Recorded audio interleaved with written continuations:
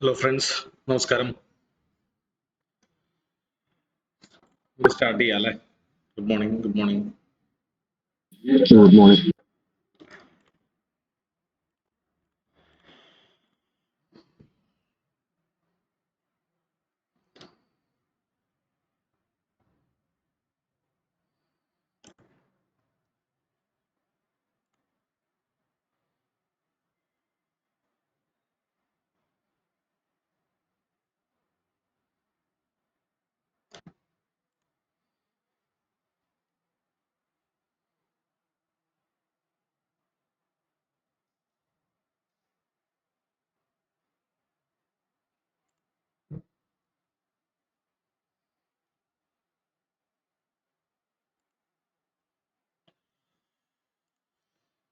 Okay, നമ്മൾ കഴിഞ്ഞ ദിവസങ്ങളിൽ കണ്ടത് പ്രീ മാർക്കറ്റ് എങ്ങനെ അനാലിസിസ് ചെയ്യണം എന്നുള്ള ഫാക്ടേഴ്സ് ആണല്ലേ. ഗ്ലോബൽ മാർക്കറ്റ്സ് കണ്ടു, ഇന്ത്യ വിക്സ് കണ്ടു, പിന്നെ എന്തൊക്കെയാണ് കണ്ടത്? FII-DI ഡാറ്റ എങ്ങനെ നോക്കണം എന്ന് കണ്ടു അല്ലെ. ഇത്തരം കാര്യങ്ങളിൽ എന്തെങ്കിലും ഡൗട്ട്സുകൾ ഉണ്ടോ? ചില ആൾക്കാരെന്നെ വിളിക്കാറുണ്ട് ചില ഡൗട്ട്സുകൾ ചോദിച്ചിട്ട്. അപ്പൊ ഞാൻ പറയാറുണ്ട് ക്ലാസ് സ്റ്റാർട്ട് ചെയ്യുമ്പോൾ ഓർമ്മിപ്പിക്കാം. എന്തെങ്കിലും ഡൗട്ട്സുകൾ ഉണ്ടെങ്കിൽ ക്ലാസ് സ്റ്റാർട്ട് ചെയ്യുമ്പോൾ ഓർമ്മിക്കാൻ പറയാറുണ്ട്. കാരണം നമ്മൾ സിസ്റ്റത്തിന്റെ മുമ്പിലാണെങ്കിലല്ലേ ഇത് വിഷ്വലി ഡെമോൺസ്ട്രേറ്റ് ചെയ്ത് കാണിച്ചു തരാൻ പറ്റുള്ളൂ. അപ്പൊ നമ്മൾ ഫോണിൽ കൂടെ വിളിക്കുമ്പോൾ ചിലപ്പോൾ നമ്മൾ സിസ്റ്റത്തിന്റെ ഫ്രണ്ടിലാവണമെന്നില്ല. അപ്പൊ ഞാൻ പറയാറുണ്ട് നിങ്ങളത്, ഞാനിപ്പോഴും എന്തെങ്കിലും ഡൗട്ട്സുകളുണ്ടോ എന്ന് ചോദിച്ച് ഇങ്ങനെ വെയിറ്റ് ചെയ്യുന്ന സമയത്ത് ഓർമ്മിപ്പിക്കാൻ പറയാറുണ്ട്. പക്ഷെ ആ സമയത്ത് ആരും ചോദിക്കാറില്ല.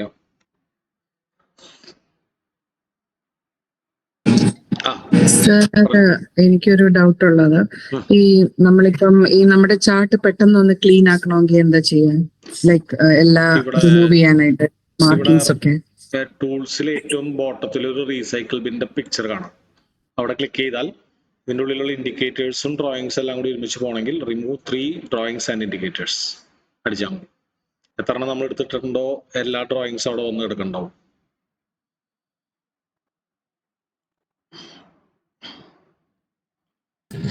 സർ, ഇന്നലെ FII-DI ഡാറ്റ നോക്കിയപ്പോ FII മീഡിയം ബെയറിഷും ക്ലയന്റ് ഡാറ്റ മീഡിയം ബുള്ളിഷും ആയിട്ടാണ് ഉണ്ടായിരുന്നത്.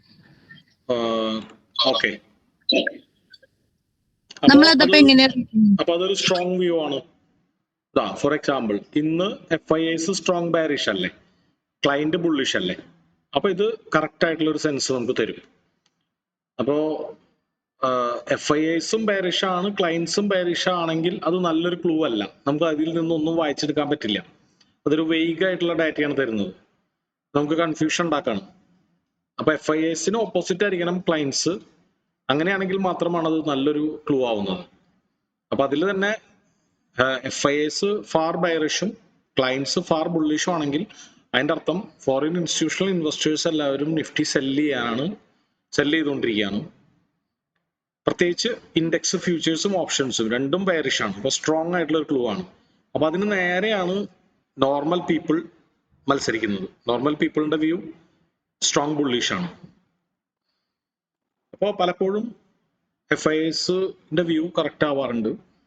അത് നിങ്ങൾ ലോങ് ടൈമിൽ ബാക്ക് ടെസ്റ്റ് ചെയ്താൽ തന്നെയാണ് അതിനെ വിശ്വസിച്ച് നിങ്ങൾക്ക് ട്രേഡ് ചെയ്യാൻ പറ്റുള്ളൂ. തന്നെയല്ല ഇത് മാത്രം വെച്ചിട്ട് ഇന്ന് നിഫ്റ്റി ബുള്ളിഷ് ആവണോ ബെയറിഷ് ആവണോ നമ്മൾ വ്യാഖ്യാനിക്കരുത്.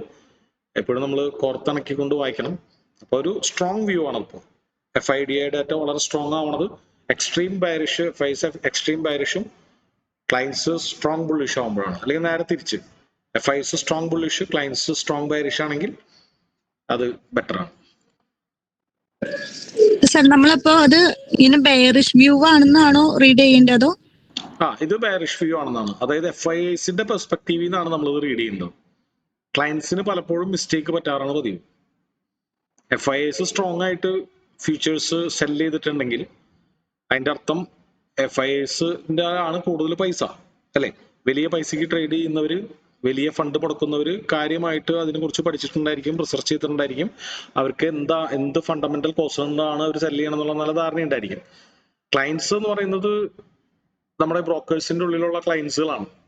അവര് കൂടുതലും ടെക്നിക്കൽ അനാലിസിസും അതുപോലുള്ള കാര്യങ്ങളൊക്കെ ബേസ് ചെയ്ത് ട്രേഡ് ചെയ്യുന്നവരാണ്. FIIs കുറച്ചുകൂടിയും ഹയർ സോഴ്സ് ഡിപ്പെൻഡ് ചെയ്ത് ട്രേഡ് ചെയ്യുന്നവരാണ്. അതുകൊണ്ട് പൊതുവെ FIIsന്റെ വ്യൂ കറക്റ്റ് ആവാറാണ് പതിവ്. അപ്പൊ നമ്മൾ അത് ഡെയിലി ഈ പ്രീ മാർക്കറ്റ് അനാലിസിസ് ചെയ്യുന്ന ഒരു ഹാബിറ്റ് ആക്കാം. അപ്പൊ ഒരു 50 ദിവസം 60 ദിവസം, അതായത് 2-3 മാസമൊക്കെ കഴിയുമ്പോൾ നിങ്ങൾക്കൊരു വ്യൂ കിട്ടും. മിക്ക ദിവസവും FIIs ബെയറിഷ് ആവുന്ന ദിവസങ്ങളിൽ നല്ല സെല്ലിങ് എപ്പോഴൊക്കെയോ വരാറുണ്ട് എന്നുള്ളൊരു ഐഡിയ കിട്ടും. ഇന്നലത്തേല് മീഡിയം റേഞ്ചാ കാണിച്ചിരുന്നത്. അപ്പൊ മീഡിയം എന്ന് പറയുമ്പോഴും മീഡിയം നമുക്ക് നല്ലൊരു ക്ലൂ ആയിട്ട് എടുക്കാൻ പറ്റില്ല. FIIs സ്ട്രോങ് ആയിരിക്കണം. ക്ലയൻസ് മീഡിയം ബുള്ളിഷ് ആയാലും കുഴപ്പമില്ല. FIIs strong bullish or bearish ആവണമെങ്കിൽ മാത്രമാണ് നല്ലൊരു ക്ലൂ ആവുന്നത്. ക്ലയൻസ് മീഡിയം ബുള്ളിഷ് ആയി നിന്നാലും മതി. ക്ലയൻസ് എപ്പോഴും അതിന് ഓപ്പോസിറ്റ് നിൽക്കണം. സെയിം ആയിട്ട് നിൽക്കുകയാണെങ്കിൽ അത് കൺഫ്യൂഷനാണ്. മിക്കപ്പോഴും ഓപ്പോസിറ്റ് നിൽക്കാറ്.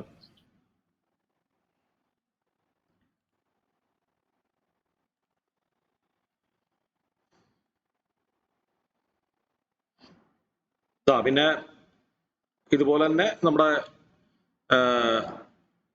US മാർക്കറ്റ് നോക്കാം. US മാർക്കറ്റ് നോക്കുമ്പോൾ എണ്ണം പലപ്പോഴും നമ്മളെ തെറ്റിക്കും. അപ്പോൾ വാല്യൂസ് നോക്കേണ്ട വരും.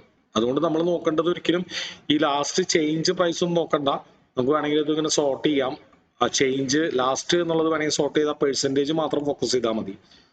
പെർസെൻറ്റേജ് എക്സ്റ്റെൻഡഡ് അവേഴ്സ്, ഓക്കെ, ഈ പെർസെൻറ്റേജ് മാത്രം ഫോക്കസ് ചെയ്താലും മതി. അപ്പൊ എന്താണ് നമുക്ക് കാണാൻ പറ്റുന്നത്?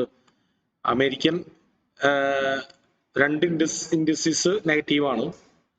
അതുപോലെ യൂറോപ്യൻ നോക്കുകയാണെങ്കിൽ ഒരു ഇൻഡസ്ട്രീസ് ആണ് നെഗറ്റീവ് ഉള്ളൂ. അപ്പൊ ചില സമയങ്ങളിൽ നമ്മൾ വാല്യൂ നോക്കി കഴിഞ്ഞാൽ അത് തെറ്റുപറ്റും. അപ്പൊ നമ്മൾ ഇവിടെ കാണേണ്ടത് യൂറോപ്യൻ മാർക്കറ്റിൽ UK 500ഉം DE40 സ്ലൈറ്റ്ലി ബുള്ളിഷ് ആണ്. അതായത് ന്യൂട്രൽ ആയിട്ട് കാണാൻ പറ്റുള്ളൂ. ഇതിൽ പ്രത്യേകിച്ച് ബുള്ളിഷ്നെസ് ഒന്നും ഇല്ല. പക്ഷെ CAC 40 ഫാർ ബെയറിഷ് ആണ്. 2% ആണ്, നന്നായിട്ട് ഇടിഞ്ഞിട്ടുണ്ട് അല്ലെ. അപ്പോ DJയും ഡോ ജോൺസും നന്നായിട്ട് ഇടിഞ്ഞിട്ടുണ്ട്. അപ്പൊ 1% മേലെ ഉള്ളതിന് കൂടുതൽ വെയിറ്റേജ് കൊടുത്തുകൊണ്ട് നമ്മൾ റീഡ് ചെയ്യണം. അപ്പൊ നമ്മൾ ആദ്യം പഠിച്ചത് എന്താണ്? 9 നോക്കാം. അതിൽ 7 ബെയറിഷ് ആണെങ്കിൽ ഒരു പർട്ടിക്കുലർ വ്യൂ നമുക്ക് എത്തിച്ചേരാം. അതല്ലെങ്കിൽ 7 ബുള്ളിഷ് ആണെങ്കിലും നമുക്ക് ബുള്ളിഷ് ആയിട്ട് കാണാം. 8-1 ആയാലും നമുക്ക് വിശ്വസിക്കാം. 9-0 വളരെ റയറായിട്ട് വരാറുള്ളൂ. 9 ഗ്രീൻ ആയിട്ട് കാണുകയാണെങ്കിൽ മാർക്കറ്റ് ഹെവി ബുള്ളിഷ് ആയി പോവാറുണ്ട്. അത് വളരെ റയറായിട്ട് സംഭവിക്കാറുള്ളൂ. അപ്പൊ ഒരു 7 തുടങ്ങി മേലോട്ടാണ് നല്ലൊരു കണക്കായിട്ട് നമ്മൾ കരുതാവൂ. 5-4, 4-5, 6-3 ഇതിനൊന്നും നമ്മൾ വിശ്വസിക്കരുത്. ഇത് മിക്സഡ് വ്യൂ എന്നാണ് പറയാം. അതിന്റെ ഒപ്പം തന്നെ ഇനിയിപ്പോ ഇവിടെ 1, 2, 3, 4, 5, 4 ആണെങ്കിലും ഇതിന്റെ വെയിറ്റേജ് നോക്കാം. യൂറോപ്യൻ മാർക്കറ്റ് ബേസിക്കലി ബെയറിഷ് ആണ്. 2 അത് ബാധിച്ചിട്ടില്ല. CAC 40 അത് ബാധിച്ചിട്ടുണ്ട് അല്ലെ. അതുപോലെ ഡോ ജോൺസ് അമേരിക്കൻ ഇൻഡെക്സും ബേസിക്കലി ബെയറിഷ് ആണ്. അതായത് ഇതിന്റെ സമ്മ് നോക്കാം. ഇതിന്റെ സമ്മ് എത്രയായിരിക്കും? ഫാർ നെഗറ്റീവ് അല്ലേ. ഇതിന്റെ സമ്മ് ഫാർ നെഗറ്റീവ് അല്ലേ. അപ്പോൾ ഇന്ത്യൻ മാർക്കറ്റ് നെയ്ക്കി അത് മാത്രം കുറച്ച് പോസിറ്റീവ് ഉള്ളൂ. ബാക്കി അമേരിക്കൻ മാർക്കറ്റും യൂറോപ്യൻ മാർക്കറ്റും ഇന്ന് നെഗറ്റീവ് ആണ്. അപ്പൊ FII ഡാറ്റയും കൂടി കൂട്ടി വായിച്ചാലോ ഇന്ന് ബെയറിഷ് ഡേ ആണ് അല്ലെ. അപ്പൊ നമുക്ക് ഇനി അതിന്റെ കൂടെ ഇന്ത്യ വിക്സും കൂടി ഒന്ന് ആഡ് ചെയ്യാം. ഇന്ത്യ വിക്സ് എന്തുണ്ടാവണം? ഈ ഒരു വ്യൂവിനെ സപ്പോർട്ട് ചെയ്യണമെങ്കിൽ, ഈ ഒരു വ്യൂ കുറച്ചുകൂടി സ്ട്രോങ് ആവണമെങ്കിൽ ഇന്ത്യ വിക്സ് പതുക്കെ കയറി തുടങ്ങിയിട്ടുണ്ടാവണം. അപ്പൊ വിക്സ് ഇന്ത്യ എന്നടിക്കുക. 5 ദിവസത്തെ ചാർട്ട് എടുക്കുക. ഇന്ത്യ വിക്സ് ഭയങ്കരമായിട്ട് കയറിയിരുന്നു. പക്ഷെ ഇപ്പൊ താഴ്ത്തേക്ക് ഇറങ്ങി. കാരണം ഇന്നലെ നല്ലൊരു ഫോൾ ഉണ്ടായിരുന്നല്ലോ. ആ ഫോള് ഇപ്പോ 1 ഡേ എടുക്കുകയാണെങ്കിൽ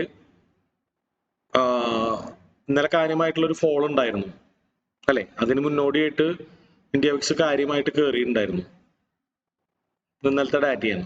ഇന്നത്തെ 5 ദിവസത്തെ ഡാറ്റ എടുക്കുകയാണെങ്കിൽ ഇപ്പൊ കൂൾ ഡൗൺ ആയിക്കൊണ്ടിരിക്കുകയാണ്. അതായത് ഇന്നലത്തെ മാസീവ് ഫോള് ഒന്ന് ന്യൂട്രലൈസ് ആയെന്ന് മാത്രം. ഓക്കെ, അപ്പൊ ബേസിക്കലി ഇന്ന് നിഫ്റ്റി ബെയറിഷ് ആണ്. അപ്പൊ നമ്മൾ ബെയറിഷ് ഓപ്പർച്യൂണിറ്റീസ് ആണ് നോക്കുന്നതാണ് ബെസ്റ്റ്. ഓക്കെ അല്ലേ. അപ്പോ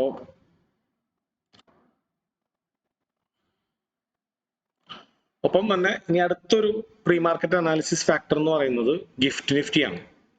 ഗിഫ്റ്റ് നിഫ്റ്റി പക്ഷെ നമ്മൾ മാർക്കറ്റ് ഓപ്പൺ ചെയ്തതിന് ശേഷം നോക്കുന്നതിൽ വലിയ അർത്ഥമില്ല. പലപ്പോഴും അത് പ്രീ മാർക്കറ്റ് അനാലിസിസ്, അതായത് മാർക്കറ്റ് ഓപ്പൺ ചെയ്യുന്നതിന് മുമ്പ് ഇന്ന് നമ്മുടെ മാർക്കറ്റ് എങ്ങനെയായിരിക്കും എന്നുള്ളത് നോക്കുമ്പോൾ ഗിഫ്റ്റ് നിഫ്റ്റിയും കൂടി നമ്മൾ ആഡ് ചെയ്യാറുണ്ട്. ഗിഫ്റ്റ് നിഫ്റ്റി ഫാർ പോസിറ്റീവ് ആണെങ്കിൽ നമ്മുടെ നിഫ്റ്റി പലപ്പോഴും ഗ്യാപ്പ് അപ്പിലാണ് ഓപ്പൺ ചെയ്യാറ്. ഗിഫ്റ്റ് നിഫ്റ്റി നെഗറ്റീവ് ആണെങ്കിൽ നെഗറ്റീവിലാണ് ഓപ്പൺ ചെയ്യാറ്. ഗിഫ്റ്റ് നിഫ്റ്റി നല്ലൊരു കൺസോൾട്ടേഷനിലാണെങ്കിൽ അതെങ്ങോട്ടാണ് ബ്രേക്ക് ചെയ്യുന്നത് എന്നുള്ളത് പലപ്പോഴും നിഫ്റ്റിയിലാണ് ആ കണ്ടിന്യൂവേഷൻ വരാറ്. ഫോർ എക്സാമ്പിൾ ഗിഫ്റ്റ് നിഫ്റ്റി ഒരു അസെൻഡിങ് ട്രയാങ്കിൾ പാറ്റേൺ ഉണ്ടാക്കിയിരിക്കുകയാണെങ്കിൽ നിഫ്റ്റിയിലാണ് ആ ബ്രേക്ക് ഔട്ട് ഉണ്ടാവുക. അപ്പൊ അങ്ങനെയൊക്കെ നമുക്ക് ഗിഫ്റ്റ് നിഫ്റ്റിയും കൂടി ഇതിലേക്ക് ആഡ് ചെയ്യാം പ്രീ മാർക്കറ്റ് അനാലിസിസിൽ. അപ്പൊ ഇതൊക്കെ നിങ്ങൾക്ക് നോക്കേണ്ടത് മാർക്കറ്റ് ഓപ്പൺ ചെയ്യുന്നതിന് മുമ്പ് നോക്കുമ്പോഴാണ് കൂടുതൽ വാല്യൂ, അല്ലെ? നമുക്ക് എപ്പോഴും ഡിപ്പെൻഡ് ചെയ്യേണ്ടി വരുന്നത് ഇന്ന് മാർക്കറ്റ് എങ്ങനെയായിരിക്കും പോവാന്നുള്ളതാണ്. അപ്പൊ മാർക്കറ്റ് ഓപ്പൺ ചെയ്ത് കഴിഞ്ഞാൽ ഏകദേശം നമുക്ക് ഒരു ഐഡിയ കിട്ടും എങ്ങനെയാണെന്നുള്ളത്. ഇപ്പോ നമ്മൾ നോക്കുകയാണെങ്കിൽ മാർക്കറ്റ് ബുള്ളിഷ് ആയിട്ടാണ് ഓപ്പൺ ചെയ്തേക്കുന്നത്. പക്ഷെ നമ്മൾ ബേസിക്കലി ഇത്രയും ഡാറ്റ വെച്ചിട്ട് നമ്മൾ മാർക്കറ്റിനെ ബുള്ളിഷ് ആയിട്ട് കാണരുത്. എപ്പോഴും സെല്ലിംഗ് ഓപ്പർച്യൂണിറ്റീസ് ആണ് നമ്മൾ നോക്കേണ്ടത്. ഓക്കെ, അപ്പൊ ഇപ്പോ ഏകദേശം ഈ ഒരു കഴിഞ്ഞ സപ്പോർട്ടിനെ മാർക്കറ്റ് കറക്റ്റ് ആയിട്ട് ബഹുമാനിച്ചുകൊണ്ട് ഇവിടുന്ന് മാർക്കറ്റ് മുകളിലേക്ക് പോയിട്ടുണ്ട്. പക്ഷെ ഇത് ഇൻട്രാഡേ ട്രേഡേഴ്സിന് ട്രേഡ് കിട്ടില്ല, അല്ലെ? ഇൻട്രാഡേ ട്രേഡേഴ്സിന് ഇത് 15 മിനിറ്റിന്റെ ചാർട്ടിലാണ് ഇപ്പൊ നമ്മൾ നിൽക്കുന്നത്. അപ്പൊ 5 മിനിറ്റിന്റെ ചാർട്ടിലൊക്കെ നോക്കുകയാണെങ്കിൽ കുറച്ച് റിസ്ക് ആണ്. കാരണം എന്താ, മാർക്കറ്റ് ഇന്നലെ ആ സപ്പോർട്ടിൽ വന്നിട്ട് തിരിഞ്ഞപ്പോ നമുക്ക് ആക്ച്വലി ഇവിടെ നിന്ന് ട്രേഡ് എടുക്കേണ്ടതായിരുന്നു. പക്ഷെ അത് നമുക്ക് ഇൻട്രാഡേ ട്രേഡ് പറ്റില്ലല്ലോ, ഹോൾഡ് ചെയ്യാൻ പറ്റില്ലല്ലോ. ഈ ഒരു പൊസിഷനിൽ നമ്മൾ ട്രേഡ് എടുക്കണ്ടായിരുന്നു. സ്വിംഗ് ട്രേഡിംഗ് പെർസ്പെക്റ്റീവിൽ ചെയ്യുന്നവർക്ക് ഇത് ബെസ്റ്റ് ആയിരിക്കും. പക്ഷെ ഇന്നലെ ഇത്ര വലിയൊരു ഫോള് വന്നതുകൊണ്ട് ക്രൂഡ് ഓയിലിന്റെ പ്രൈസ് കയറുകയാണ് ഉണ്ടായത്. അതുകൊണ്ടാണ് ഇത്ര വലിയൊരു ഫോള് നിഫ്റ്റിയിൽ വന്നത്. ജനറലി മിക്ക ഇൻസ്ട്രുമെന്റ്സുകളെയും അമേരിക്കൻ ഇൻഡസ്ട്രികളെയും ഗോൾഡിനെയൊക്കെ അത് ബാധിച്ചിട്ടുണ്ടായിരുന്നു. അപ്പൊ ആ ഒരു ടൈമിൽ നമ്മൾ സപ്പോർട്ടിന് തിരിക്കുന്നത് കണ്ട് നമ്മൾ ട്രേഡ് എടുക്കായിരുന്നെങ്കിൽ ബെറ്റർ ആയിരുന്നു. പക്ഷെ നമുക്ക് ഇൻട്രാഡേനെ സംബന്ധിച്ചിടത്തോളം ഇനി സപ്പോർട്ട് യൂസ്ഫുൾ അല്ല. രണ്ട് സപ്പോർട്ട് ഉണ്ടല്ലോ ഇവിടെ. പിന്നെ ഈ ഒരു മൾട്ടിപ്പിൾ സപ്പോർട്ട്സ് ബ്രേക്ക് ചെയ്യണമെങ്കിൽ നമുക്ക് ഇന്ന് നല്ലൊരു പുട്ട് എടുക്കാനുള്ളൊരു ദിവസമാണ്. പക്ഷെ ഈ സപ്പോർട്ട്സുകൾ ബ്രേക്ക് ചെയ്യുന്നത് അത്ര വേഗത്തിൽ ബ്രേക്ക് ആവില്ല. മിക്കപ്പോഴും ഇന്ന് ആ ബ്രേക്ക് ഔട്ട് കിട്ടാനുള്ള ബുദ്ധിമുട്ടുണ്ട്. കാരണം വെച്ച് കഴിഞ്ഞാൽ മാർക്കറ്റ് ഇപ്പോൾ മുകളിലേക്ക് പോയിക്കൊണ്ടിരിക്കുന്നു. വീണ്ടും വന്ന് നമുക്ക് നേരെ ക്ലോസ് ചെയ്ത് നമുക്ക് എടുക്കാൻ പാടില്ലല്ലോ. അവിടെ വന്ന് കൺസോൾഡേറ്റ് ചെയ്ത് ബ്രേക്ക് ചെയ്യുമ്പോഴേക്കും നല്ല ടൈം ആവും. അപ്പൊ നമുക്ക് ഇന്ന് നോക്കാൻ പറ്റിയത് കുറച്ചും കൂടി മേലേന്ന് സെല് ചെയ്യാൻ വല്ല ഓപ്പർച്യൂണിറ്റി ഉണ്ടോ എന്നാണ് നോക്കുക. ഒന്ന് നമുക്ക് ഇവിടത്തെ ഈ ഒരു ഫ്ലിപ്പ് സോൺ, അതായത് ലാസ്റ്റ് ആയിട്ട് മാർക്കറ്റ് സപ്പോർട്ട് എടുത്ത ഒരു സ്ഥലം, അതുപോലെ തന്നെ ഇവിടെ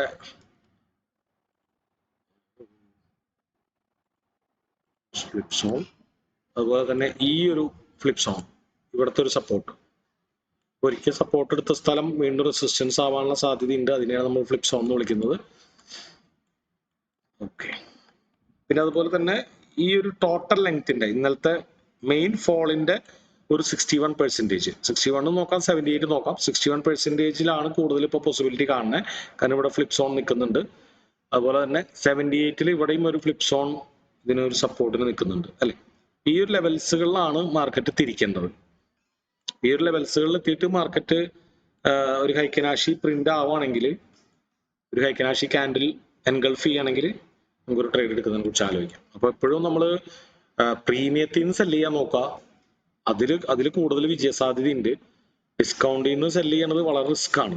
അപ്പൊ നമ്മൾ ഇപ്പോ ഈ ഒരു ലെവൽ നോക്കുകയാണെങ്കിൽ ഡിസ്കൗണ്ട് അല്ലേ, അതായത് ഡിസ്കൗണ്ട് എന്ന് പറഞ്ഞു കഴിഞ്ഞാൽ ഇവിടെ തുടങ്ങി ഇവിടെ വരെയുള്ളതിന്റെ കീഴ്പകുതിയിലല്ലേ. അപ്പൊ അവിടെ സെല് ചെയ്യുമ്പോൾ വളരെ സൂക്ഷിച്ച് വേണം.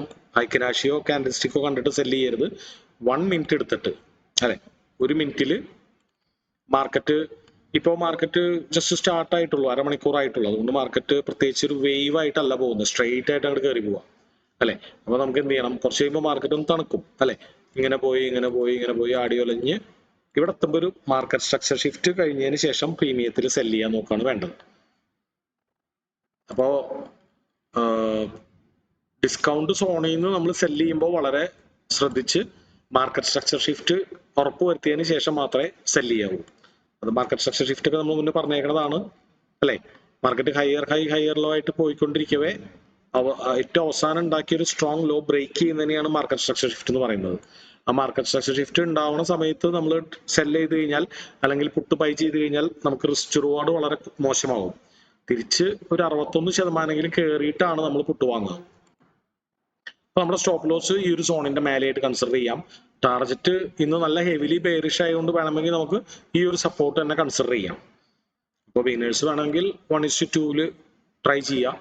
കൂടുതൽ ടാർഗറ്റ് എടുക്കാൻ തോറും തിരിച്ചു വന്ന് സ്റ്റോപ്പ് ലോസ് അടിക്കാനുള്ള സാധ്യത അവിടെ മനസ്സിൽ കാണണം. ഓക്കെ, ഇനി ഇവിടെ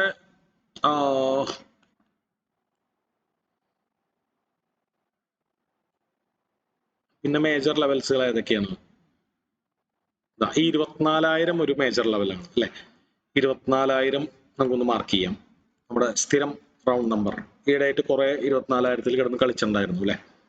അത് നമുക്കൊരു സ്ട്രോങ് റൗണ്ട് നമ്പർ ആയിട്ട് മാർക്ക് ചെയ്യാം. ഇവിടെയൊക്കെ കണ്ടോ 1, 2, 3, 4 പല പ്രാവശ്യം 24,000 മാർക്കറ്റ് റെസ്പെക്ട് ചെയ്തിട്ടുണ്ട്.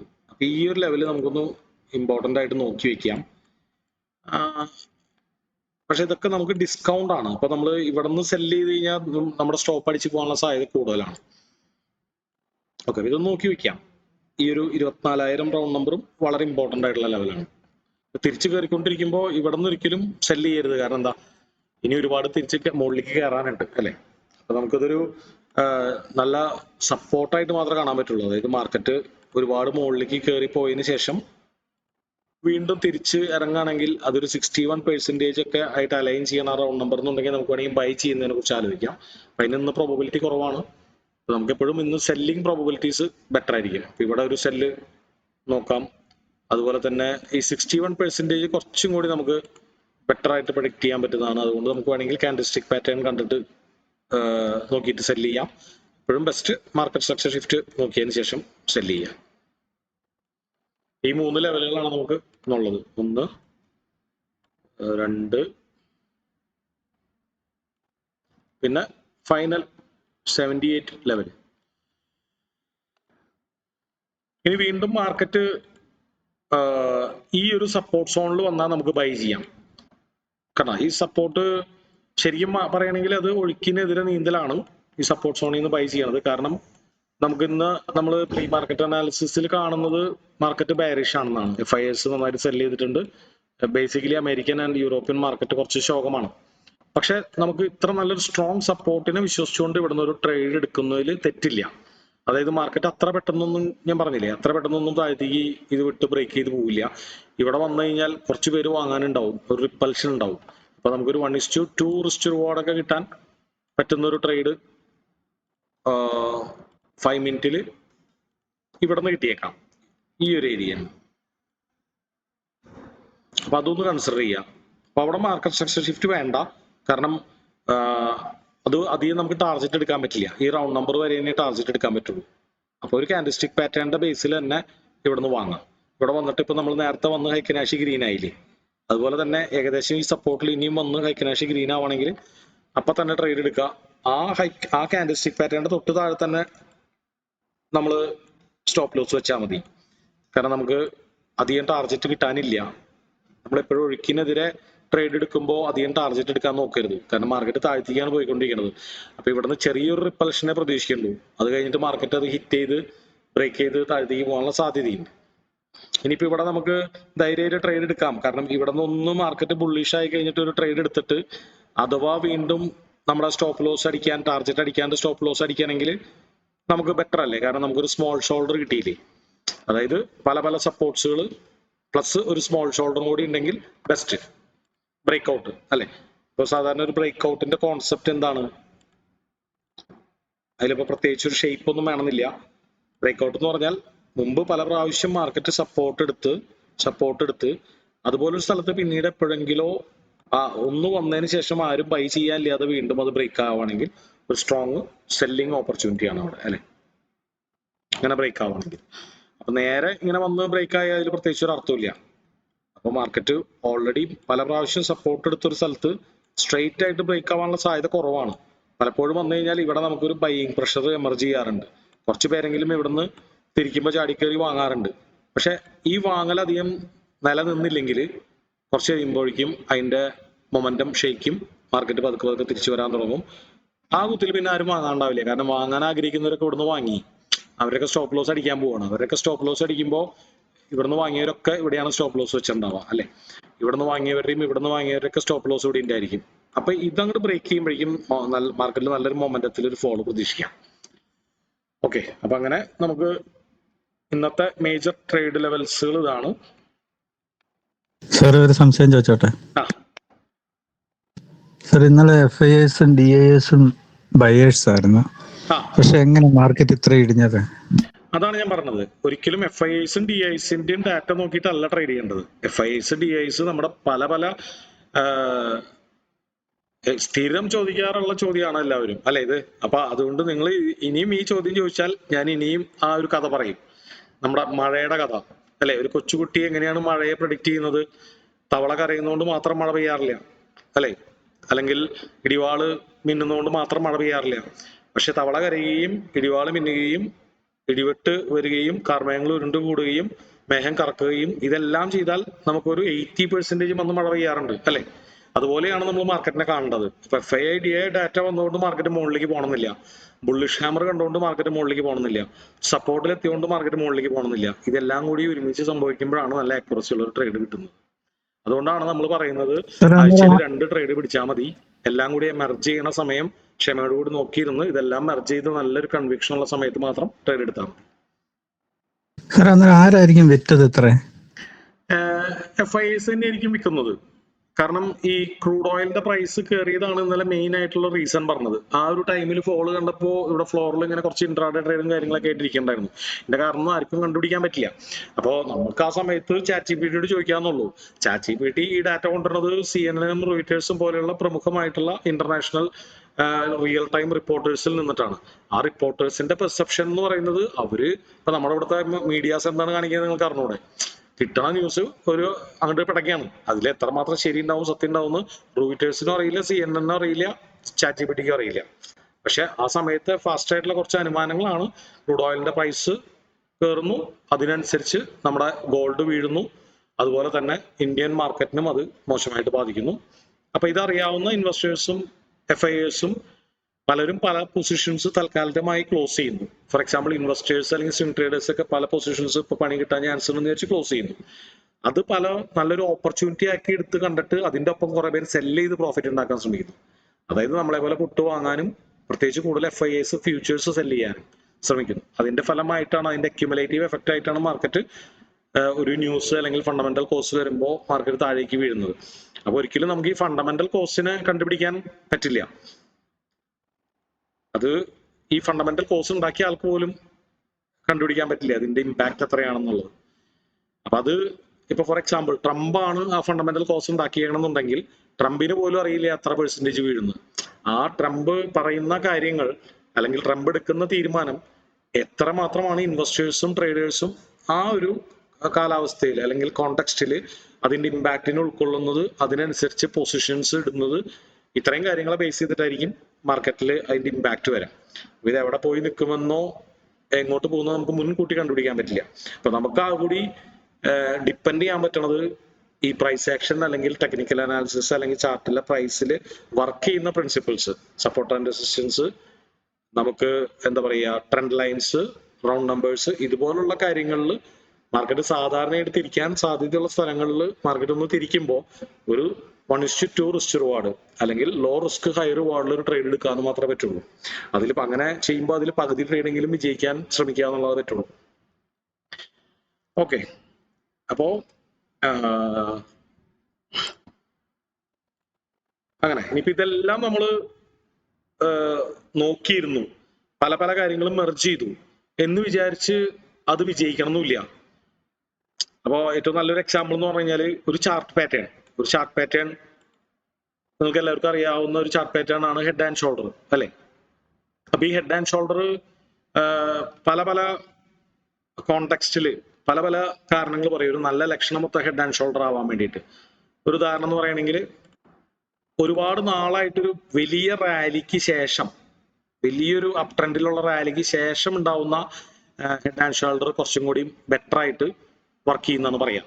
കാരണം എന്താ, മാർക്കറ്റ് ഓവർ പ്രഷർഡ് ആയിട്ടാണ് നിൽക്കുക. ഈ ഹെഡ് ആൻഡ് ഷോൾഡറിന്റെ ഒരു നെക്ക് ലൈൻ നിങ്ങൾ പഠിച്ചിട്ടുണ്ടാവുമല്ലോ, ഇതാണ് ഹെഡ് ആൻഡ് ഷോൾഡറിന്റെ നെക്ക് ലൈൻ.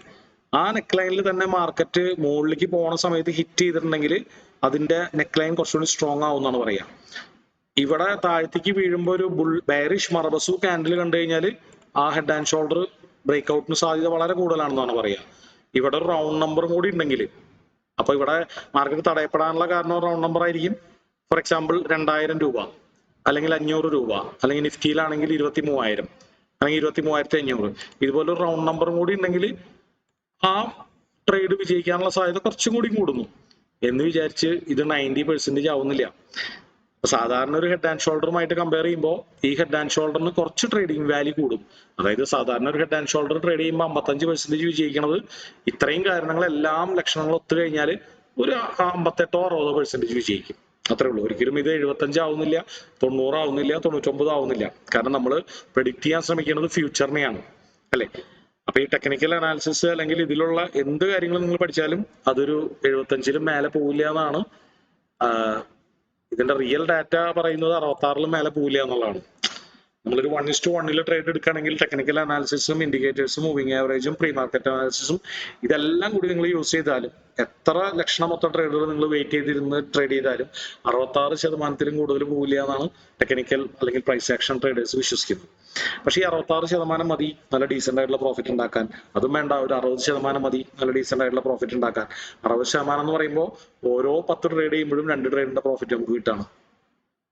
അതിൽ കൂടുതൽ വിന്നിംഗ് റേറ്റ് ഉണ്ടായിരുന്നെങ്കിൽ ആ തന്ത്രം കണ്ടുപിടിച്ച ആൾ ഈ സ്റ്റോക്ക് മാർക്കറ്റ് മുക്കിക്കളയും. ബാക്കി ആർക്കും ട്രേഡ് ചെയ്യാൻ ഓപ്പർച്യൂണിറ്റീസ് ഉണ്ടാവില്ല, അല്ലെ? 75%, 90% ഉള്ള സ്ട്രാറ്റജി ഉണ്ടെങ്കിൽ അതിലും വലിയ റിസ്ക് എടുത്ത് ട്രേഡ് ചെയ്യില്ലേ? ഓപ്ഷൻസും ഫ്യൂച്ചേഴ്സും വലിയ റിസ്ക് എടുത്ത് ട്രേഡ് ചെയ്താൽ എന്തുണ്ടാവും? മിക്കതും ബാക്കി ആർക്കും ട്രേഡ് ചെയ്യാനുള്ള ഓപ്പർച്യൂണിറ്റീസ് ഉണ്ടാവില്ല. അപ്പോൾ വളരെ പ്രാക്ടിക്കൽ ആയിട്ടുള്ള ഒരു വിന്നിംഗ് റേറ്റ് എന്ന് പറയുന്നത് നമ്മൾ ബിഗിനേഴ്സ് ഫോക്കസ് ചെയ്യേണ്ടത് 55 മുതൽ 60 വരെയാണ്. അപ്പോൾ 2-3 കോൺഫ്ലുവൻസുകൾ മാത്രം വെച്ച് ട്രേഡ് ചെയ്യുമ്പോൾ ഒരു 55% വിന്നിംഗ് റേറ്റ് കിട്ടുള്ളൂ. അതുകൊണ്ട് പ്രീ മാർക്കറ്റ് അനാലിസിസും അതുപോലെ തന്നെ സപ്പോർട്ട് ആൻഡ് റെസിസ്റ്റൻസും ഫിബ് ലെവൽസും ട്രെൻഡ് മാർക്കറ്റ് സ്ട്രക്ചർ എങ്ങനെയാണെന്നുള്ളതും നമ്മൾ എടുക്കുന്ന റിസ്ക് റിവാർഡും അതിൽ നമ്മൾ ഓരോ പൊസിഷൻസ് എടുക്കുന്നതിന്റെ ആക്യുറസി. എയർലി ആയിട്ടാണ് എൻട്രി ചെയ്യണമെന്നുണ്ടെങ്കിൽ സ്റ്റോപ്പ് ലോസ് അടിക്കാനുള്ള സാധ്യത കൂടുതലാണ്. ലേറ്റ് ആയിട്ടാണ് എൻട്രി ചെയ്യണമെന്നുണ്ടെങ്കിൽ റിസ്ക് റിവാർഡ് കുറയാനുള്ള സാധ്യത കൂടുതലാണ്. അപ്പൊ നമ്മുടെ ടൈമിങ്ങും ഇതെല്ലാം കൂട്ടിയിട്ടാണ് നല്ലൊരു ട്രേഡിംഗ് റിസൾട്ട് വരുന്നത്. ഓക്കെ സാർ, ഇന്നലെ 800-ൽ മേടിച്ച് ഹോൾഡ് ചെയ്തിരുന്നെങ്കിൽ അത് നല്ലൊരു തീരുമാനമായിരുന്നു. ഏത് ഇപ്പൊ ഈ സപ്പോർട്ടിലാണോ 800 എന്ന് പറയുന്നത്? നിഫ്റ്റിയുടെ സപ്പോർട്ട് ഈ ഒരു 833, 817 ഒക്കെ അല്ലെ? അതെ അതെ. ബേസിക്കലി നമുക്ക് ഇന്നലെ മേടിച്ചു കഴിഞ്ഞാലുള്ള പ്രശ്നം എന്ന് പറഞ്ഞാല് ഇന്നേക്ക് നല്ലൊരു ഗ്യാപ് ഡൗൺ ഒക്കെ വരാലോ. അപ്പൊ ബിഗിനേഴ്സ് ഒരിക്കലും ചെറിയ ക്യാപിറ്റലിന് ട്രേഡ് ചെയ്യുമ്പോൾ വലിയ റിസ്ക് എടുക്കാറില്ല. അതായത് ഓവർനൈറ്റ് പൊസിഷൻ റിസ്ക് എടുക്കാറില്ല. നമ്മളൊരു ഓപ്ഷൻസ് ചെയ്യുമ്പോൾ 5000 10,000 രൂപ ഉണ്ടെങ്കിൽ 10,000 രൂപ ഒറ്റയടിക്ക് പോകാനുള്ള സാധ്യത ഉണ്ടല്ലോ. അപ്പോൾ 10,000 രൂപ ഒറ്റയടിക്ക് പോവാണ് മാത്രം റിസ്ക് എടുക്കണമെങ്കിൽ നിങ്ങളിൽ എത്ര ക്യാപിറ്റൽ വേണം? ആ 10,000 രൂപ നിങ്ങളുടെ ക്യാപിറ്റലിന്റെ 1% ആവണ അർത്ഥത്തിലുള്ള ക്യാപിറ്റൽ നിങ്ങളിൽ വേണം. അപ്പൊ എത്രയാണ്? 10 ലക്ഷം. 10 ലക്ഷം ഉണ്ടെങ്കിൽ നിങ്ങൾക്ക് അത് പോട്ടെ, ഫുള്ള് അടിച്ചു പോകണമെങ്കിൽ പൊക്കോട്ടെ, ഗ്യാപ്പ് ഡൗണോ വിഷയമല്ല, അത് നിങ്ങൾക്ക് ഒരു ട്രേഡ് എടുക്കാം. പക്ഷെ ചെറിയ ക്യാപിറ്റലിന് ചെയ്യുമ്പോൾ നമ്മളെപ്പോഴും ഒരു കൃത്യമായി സ്റ്റോപ്പ് ലോസ് വെക്കുന്ന കളിക്കാൻ നിൽക്കാവൂ. ഓവർനൈറ്റ് പൊസിഷനിൽ സ്റ്റോപ്പ് ലോസിന് ഗ്യാരണ്ടി ഇല്ല. ഓക്കെ, ഈ മാർക്കറ്റ് സ്ട്രക്ചർ ഷിഫ്റ്റ് നോക്കേണ്ടത് 50 മിനിറ്റിലാണോ? 1 മിനിറ്റിൽ. നമ്മൾ 15 മിനിറ്റിലല്ല നോക്കണ്ടേ. ഇൻട്രാഡേ ചെയ്യുമ്പോൾ നമ്മൾ ഓൾറെഡി ചെയ്യുന്നത് 5 മിനിറ്റ് ആണ് നോക്കുന്നത്. ട്രെൻഡ് നോക്കാനായിട്ട് 50 മിനിറ്റിലാണോ നോക്കണ്ടത്? സാർ ഇപ്പൊ പറഞ്ഞില്ലേ മറ്റേ പ്രീ മാർക്കറ്റ് അനാലിസിസ് പ്ലസ് എങ്ങനത്തെ നമ്മൾ ചെയ്യാറുണ്ടല്ലോ. ആദ്യം തന്നെ ഹയർ ടൈം ഫ്രെയിം 1 ഡേ നോക്കുക. 1 ഡേ നോക്കുമ്പോൾ മാർക്കറ്റ് എങ്ങോട്ടാണ് പോകുന്നത് എന്നുള്ളത് ഒരു അനുമാനത്തിലെത്താം, അല്ലെ? 1 ഡേ അത് കാൻഡിൽസ്റ്റിക് പാറ്റേൺ യൂസ് ചെയ്യാവൂ, ഹൈക്കനാഷി യൂസ് ചെയ്യരുത്. ഓക്കെ, കാരണം അതിന്റെ റിയൽ ക്ലോസിംഗും ഓപ്പൺ പ്രൈസ് ഒക്കെയാണ് നമുക്ക് കിട്ടേണ്ടത്. അപ്പൊ ആദ്യം തന്നെ നമ്മൾ 1 ഡേ നോക്കിക്കഴിഞ്ഞാൽ ഇപ്പൊ എന്ത് ട്രെൻഡിലാണ് മാർക്കറ്റ് പോയിക്കൊണ്ടിരിക്കുന്നത്? അപ് ട്രെൻഡ് അല്ലേ? അതെങ്ങനെ സ്ഥിരീകരിക്കും? ഹയർ ഹൈ ഹയർ ലോ, അല്ലെ? സ്റ്റിൽ അത് ബ്രേക്ക് ചെയ്തിട്ടില്ല. ബ്രേക്ക് ചെയ്യാത്തടത്തോളം അത് അപ് ട്രെൻഡിൽ തന്നെയാണ് നിൽക്കുന്നത്. അപ്പൊ ഒരു ഹയർ ടൈം ഫ്രെയിം കാഴ്ചപ്പാട് എന്ന് പറയുന്നത് അപ് ട്രെൻഡ് ആണ്. അതായത് ഇപ്പൊ സ്റ്റോക്കൊക്കെ ഇൻവെസ്റ്റ് ചെയ്യുന്നവർക്ക് ഇൻവെസ്റ്റ് ചെയ്യാൻ പറ്റിയ ഒരു സമയമായിട്ട് മാർക്കറ്റിൽ യുദ്ധമൊക്കെ കഴിഞ്ഞ് മുകളിലേക്ക് പോയിക്കൊണ്ടിരിക്കണം. അത് കഴിഞ്ഞ ശേഷം ഒരു മീഡിയം ടൈം ഫ്രെയിം, അത് നമുക്ക് 1 hour 30 minutes എടുക്കാം. നമ്മുടെ അനാലിസിസിൽ ചെറിയ സ്ക്രീനിലൊക്കെ ട്രേഡ് ചെയ്യുന്നവർക്ക് എപ്പോഴും 30 minutes ആയിരിക്കും ബെറ്റർ, 50 minutes ഒക്കെ ആയിരിക്കും ബെറ്റർ. വലിയ സ്ക്രീൻ കുറെ കാൻഡിൽസ് ഒരുമിച്ച് കാണാന്നുണ്ടെങ്കിൽ 1 hour ആയിരിക്കും ബെറ്റർ. അപ്പൊ ഇതിലേതെങ്കിലും ഒരെണ്ണം എടുക്കാം. അപ്പൊ ഇപ്പോ നമുക്ക് ട്രെൻഡ് എങ്ങനെയാണ് നോക്കുക? ഇവിടെ ക്ലിയർ ആയിട്ട് നമുക്കൊരു ട്രെൻഡ് കണ്ടുകൂടെ? ഹയർ ഹൈ ഹയർ ലോ, അല്ലെ? സ്റ്റിൽ ഈ ലോ ബ്രേക്ക് ചെയ്യാത്തോടത്തോളം അത് അപ് ട്രെൻഡ് തന്നെയാണ്. അത് കഴിഞ്ഞിട്ട് നമുക്ക് ഒരു സ്മോളർ ടൈം ഫ്രെയിം. അപ്പൊ ഒരു സ്വിംഗ് ട്രേഡർ പെർസ്പെക്റ്റീവിലാണെങ്കിൽ ഈ ഒരു 1 hourലൊക്കെയാണ് നമ്മൾ ട്രേഡ് എടുക്കേണ്ടത്. സ്വിംഗ് ട്രേഡർ പെർസ്പെക്റ്റീവിലാണെങ്കിൽ അങ്ങനെയാണെങ്കിൽ ഇപ്പൊ ട്രേഡ് എടുക്കാൻ പറ്റിയ ഒരു സമയമാണ് ഇന്ന് മോർണിംഗിൽ. കാരണം എന്ന് വെച്ച് കഴിഞ്ഞാൽ ഇതുപോലെ ഒരുപാട് സപ്പോർട്ട് ഉണ്ട്, അല്ലെ? പക്ഷെ നമ്മൾ അങ്ങനെ എടുക്കുകയാണെങ്കിൽ എന്ത് വേണം, നമ്മൾ ഓവർനൈറ്റ് കുറച്ച് ദിവസം ഹോൾഡ് ചെയ്യാൻ സന്നദ്ധരാവണം. അപ്പൊ മിനിമം ക്യാപിറ്റൽ എന്ന് പറയുന്നത് ഈ പറഞ്ഞ പോലെ 5000-10000 അതിന്റെ പ്രീമിയം പോകും. ഇനി നിങ്ങൾക്ക് ഓപ്ഷൻ സെല്ലിങ്ങും ചെയ്യാം. സ്വിംഗ് ട്രേഡിംഗ് പെർസ്പെക്റ്റീവിൽ നിങ്ങൾക്ക് വലിയ റിസ്ക് ഇല്ലാതെ സെല് ചെയ്യാൻ വേണ്ടിയിട്ട് ബൈ ചെയ്യുന്നതിന് പകരം നിങ്ങൾക്ക് സെല് ചെയ്യണമെങ്കിൽ നിങ്ങൾ ആദ്യം കാണുന്ന പ്രീ ഡിറ്റർമിൻഡ് ആയിട്ടുള്ള റിസ്ക് മാത്രമേ ഉള്ളൂ. 1000-2000 രൂപ മാത്രമേ റിസ്ക് ഉള്ളൂ. ഇനി ഒരു ഇൻട്രാഡേ ട്രേഡർ പെർസ്പെക്റ്റീവിൽ നമ്മൾ എപ്പോഴും ട്രെൻഡ് നോക്കുക 5 മിനിറ്റിലാണ്. അപ്പോൾ 1 hour 30 minutes നേരെ 5 മിനിറ്റ് വന്നു. 5 മിനിറ്റ് വരുമ്പോൾ എന്ത് ട്രെൻഡാണ് നിങ്ങൾക്ക് കാണാൻ പറ്റുന്നത്? ക്ലിയർ ആയിട്ടുള്ള ഡൗൺ ട്രെൻഡ് അല്ലേ? അപ്പോൾ നമ്മൾ യൂസ് ചെയ്യുന്ന ടൈം ഫ്രെയിം ബേസ് ചെയ്തിട്ടാണ് സ്റ്റോക്ക് മുകളിലേക്കാണോ താഴത്തേക്കാണോ പോണേന്ന് പറയുന്നതിൽ അർത്ഥമുള്ളൂ. ഒരു ചായക്കടയിൽ 3 പേരിരുന്ന് സംസാരിക്കുകയാണ്, ഒരു ഇൻവെസ്റ്ററും ഒരു സ്വിംഗ് ട്രേഡറും ഒരു ഇൻട്രാഡേ ട്രേഡറും. അപ്പോൾ ആള് പറയും റിലയൻസ് അടിച്ച് കയറി പോകുന്നുണ്ടല്ലേ, ആൾ 5 വർഷത്തേക്ക് ഇൻവെസ്റ്റ് ചെയ്തേക്കണേ. അപ്പൊ സ്വിംഗ് ട്രേഡർ പറയും എവിടെ, ഇത് ഭയങ്കര അടിച്ചിറങ്ങി കിടക്കാണല്ലോ, നിങ്ങൾ എന്താ ഈ പറയണേ? അപ്പൊ ഇൻട്രാഡേ ട്രേഡർ 11 സമയത്ത് പറയണം അല്ലല്ല അടിച്ചു കയറി പോകുന്നുണ്ട്, സത്യമാണ്, ഞാൻ നോക്കിയപ്പോ അടിച്ചു കയറി പോകുന്നുണ്ട്. 3 പേരുടെയും 3 ടൈം ഫ്രെയിംസ് ആയിരിക്കും. മനസ്സിലായോ? അപ്പോ ശരിക്കും നമ്മൾ ഏത് ടൈപ്പ് ഓഫ് ട്രേഡർ ആണ്, നമ്മൾ എത്ര നാളത്തേക്കാണ് ട്രേഡ് എടുക്കുന്നത്, നമ്മുടെ ടാർഗറ്റിലേക്ക് എത്ര ദൂരം, എത്ര പെർസെന്റേജ് ദൂരമുണ്ട്, ഇതിനൊക്കെ ബേസ് ചെയ്തിട്ടാണ് നമ്മൾ ടൈം ഫ്രെയിം ചൂസ് ചെയ്യേണ്ടത്. എപ്പോഴും നമ്മൾ ഷോർട്ട് ടൈം ട്രേഡേഴ്സിന്, അതായത് ഇൻട്രാഡേ ട്രേഡേഴ്സ് എപ്പോഴും ആഗ്രഹിക്കുന്നത് എന്താ, ഒരു 10-11 മണിയോടുകൂടി ട്രേഡ് എടുത്തു കഴിഞ്ഞാൽ ഉച്ചയ്ക്ക് 3 കഴിക്കുന്നതിന് മുമ്പ് ഇറങ്ങി പോകാൻ പറ്റണം. ആ ഒരു മെന്റാലിറ്റിയിൽ ട്രേഡ് എടുക്കുന്നവർ 15 മിനിറ്റ് കുറച്ച് വലിയ ടൈം ഫ്രെയിമാണ്, 5 മിനിറ്റ് ആണ് ബെസ്റ്റ്. എന്നാൽ 1 മിനിറ്റിൽ ട്രേഡ് എടുക്കുന്നവരുണ്ട്, 15 മിനിറ്റ് കൊണ്ട് 30 മിനിറ്റ് കൊണ്ടൊക്കെ പൈസ ഉണ്ടാക്കണം എന്ന് ആഗ്രഹിക്കുന്നവരുണ്ട്. അങ്ങനെ ട്രേഡ് ചെയ്യുന്നതിന് തെറ്റില്ല. അവരെയാണ് സ്കാൽപ്പേഴ്സ് എന്ന് പറയുന്നത് പ്രോപ്പറായിട്ട്, 1 മിനിറ്റിലൊക്കെ ട്രേഡ് എടുക്കുന്ന ആൾക്കാർ. അപ്പോൾ എന്താ പ്രശ്നം എന്ന് വെച്ച് കഴിഞ്ഞാൽ അത് നമുക്ക് ഇൻട്രാഡേ ഇക്വിറ്റിയിലൊന്നും അങ്ങനെ ചെയ്യണത് എളുപ്പമല്ല. കാരണം നമുക്ക് ചാർജസ് മുതലാവില്ല. ഒരു ട്രേഡ് എടുക്കുമ്പോൾ 1 ലക്ഷം രൂപയ്ക്ക് ട്രേഡ് എടുക്കുമ്പോൾ 224 രൂപ ചാർജസ് വരുന്നുണ്ട്. അപ്പൊ നമുക്ക് 500 രൂപ ലാഭം ഉണ്ടാക്കിയിട്ട് കാര്യമില്ലല്ലോ. 1 ലക്ഷം രൂപയ്ക്ക് 500 രൂപ ലാഭം ഉണ്ടാക്കി, അഥവാ 500 രൂപ നഷ്ടമാണെങ്കിൽ 500 കൂടെ 250 പോവില്ലേ? അപ്പൊ ആക്യുറേറ്റ് ആയിട്ട് പറഞ്ഞാൽ 224 രൂപയാണ് അപ്രോക്സിമേറ്റ്ലി 1 ലക്ഷത്തിന് നമുക്ക് ചാർജസ് വരാം ഒരു ട്രേഡിന്. അപ്പൊ നമ്മുടെ കിട്ടുന്ന പ്രോഫിറ്റിന്റെ അപേക്ഷിച്ച് ചാർജസ് വളരെ കുറയണമെങ്കിൽ കുറച്ച് കൂടുതൽ പ്രോഫിറ്റ് കിട്ടുക വേണം. അതായത് ഒരു ഇൻട്രാഡേ ട്രേഡറെ സംബന്ധിച്ചിടത്തോളം 1 ലക്ഷം രൂപയ്ക്ക് ഒരു ദിവസം ട്രേഡ് ചെയ്യണമെങ്കിൽ ഒരു 3000-5000 ഒക്കെ കിട്ടുകയാണെങ്കിലാണ് നല്ലൊരു പ്രോഫിറ്റ് എന്ന് പറയാൻ പറ്റുള്ളൂ. അപ്പൊ അതിന്റെ മുമ്പിൽ ഒരു 4000-5000 രൂപയാണെങ്കിൽ അതിന്റെ മുമ്പിൽ നമ്മുടെ 250 രൂപ അല്ലെങ്കിൽ 223 രൂപ വളരെ ചെറുതായി.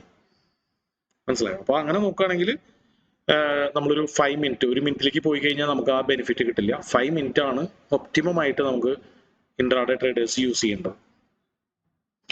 പിന്നെ പലരും 15 മിനിറ്റ്സിലൊക്കെ ട്രേഡ് ചെയ്യാറുണ്ട്. നമ്മൾ ബേസിക് പഠിച്ച സ്ട്രാറ്റജി 15 മിനിറ്റ് അല്ലേ ഇൻട്രാഡേ ആദ്യം നമ്മൾ ചെയ്യാൻ പഠിച്ച സ്ട്രാറ്റജി. അത് മോർണിംഗ് ബ്രേക്ക്ഔട്ട് കാൻഡിൽസ് ആണ്. അപ്പൊ അങ്ങനെ നോക്കുകയാണെങ്കിൽ ചിലപ്പോൾ 1 അവറിന്റെ സ്ട്രാറ്റജി ഉണ്ടായേക്കാം. 1 അവറിന്റെ ടൈം ഫ്രെയിം മാത്രം നോക്കി ട്രേഡ് ചെയ്യുന്ന ഇൻട്രാഡേ സിസ്റ്റംസ് ഉണ്ടായേക്കാം. 30 മിനിറ്റ്സിന്റെ ഉണ്ട്. ഫോർ എക്സാമ്പിൾ ഒരു വലിയ ഗ്യാപ്പ് അപ്പിന് ശേഷം ആദ്യത്തെ 30 മിനിറ്റ് മറബസു ക്യാൻഡിൽ ആണെങ്കിൽ, അതായത് മുകളിൽ ഒട്ടും വിക്കില്ലാത്ത ക്യാൻഡിൽ ആണെങ്കിൽ ബൈ.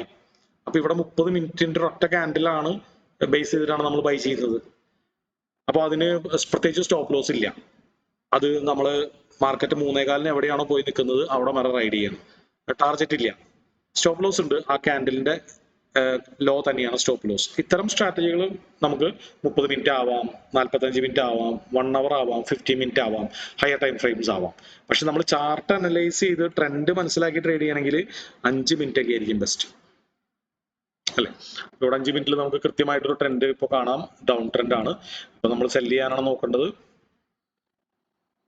ഓക്കെ, അപ്പൊ നമ്മൾ വരച്ചിട്ട ലെവൽസുകളൊക്കെ തന്നെ ഫസ്റ്റ് ലെവൽ ഇത് അല്ലെ, ഇവിടെ തുടങ്ങി ഇവിടെ വരെയുള്ളതിന്റെ 78% ഈ ചെറിയ ഫ്ലിപ്പ് സോൺ. അത്ര ഉറപ്പുള്ള ലെവലല്ല, ഒരു ഷോർട്ട് ടൈം ട്രേഡിനുള്ള ലെവൽ. അടുത്ത ലെവല് ഫ്ലിപ്പ് സോൺ എപ്പോഴും നമ്മൾ ഓറഞ്ച് കളറിൽ വരയ്ക്കുക, സപ്പോർട്ട് നമ്മൾ ഗ്രീൻ കളറിലല്ല വരയ്ക്കാറ്. അടുത്ത ട്രേഡ് എന്ന് പറയുന്നത് ഈ ഫ്ലിപ്പ് സോൺ. അടുത്ത ട്രേഡ് എന്ന് പറയുന്നത് ഈ ലെവല്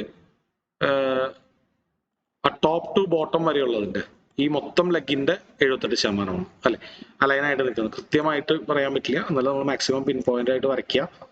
ചെറിയ വ്യത്യാസങ്ങൾ ഉണ്ടാവാം. ഓക്കെ, അപ്പൊ ഇതിനൊരു സോണായിട്ട് നമ്മൾ കൺസിഡർ ചെയ്യണം. ഇവിടം വരെ ഈ ഫ്ലിപ്പ് സോൺ കൂടി ആഡ് ചെയ്യാം, ഈ ഒരു ലെവൽ. ഓക്കെ, ഇതിൽ ഏറ്റവും ബെസ്റ്റ് ലെവൽസ് ഏതാണെന്ന് ചോദിച്ചു കഴിഞ്ഞാൽ മുകളിലത്തെ 2 ആണ് അല്ലെ. നമ്മളെപ്പോഴും ഒരു കച്ചവടക്കാരന്റെ മെന്റാലിറ്റിയിൽ നല്ല വിലയിൽ വിൽക്കാനാണ് നോക്കേണ്ടത്. അപ്പൊ 78 കിട്ടണമെങ്കിൽ 24,400 റൗണ്ട് നമ്പർ ഉണ്ട് ഇവിടെ. അപ്പൊ അത് വലിയ റൗണ്ട് നമ്പർ ആയിട്ട് കാണാൻ പറ്റില്ല, ചെറിയ round number 24,400 small round number. അപ്പൊ ഈ റൗണ്ട് നമ്പറിൽ കറക്റ്റ് ഹൈക്കനാഷി റെഡ് ആവുണ്ടോ നോക്കാം. 24,200 നല്ലൊരു ലെവലാണ്, അതും സ്മോൾ ആണ് അല്ലെ, സ്മോൾ റൗണ്ട് നമ്പർ. അപ്പൊ ഇന്നത്തെ കേസിൽ 25,000 വലിയ പ്രസക്തി ഇല്ല, കാരണം അത് ഒരു ഡിസ്കൗണ്ട് ലെവലാണ്, മാർക്കറ്റ് താഴേക്കാണ്. അപ്പൊ ഇവിടെ നിന്ന് നമ്മൾ വിൽക്കുന്നത് റിസ്ക് ആണ്. നമുക്ക് മിനിമം ഫിബൊനാച്ചി 6178 ഫോക്കസ് ചെയ്യുന്നതായിരിക്കും നല്ലത്. അപ്പൊ ഞാൻ ഇതിന്റെ ഒരു പിക്ചർ ഈ 3 ലെവൽസ് നമ്മൾ പിൻ പോയിന്റ് ആയിട്ട് വരയ്ക്കുന്നുണ്ട്.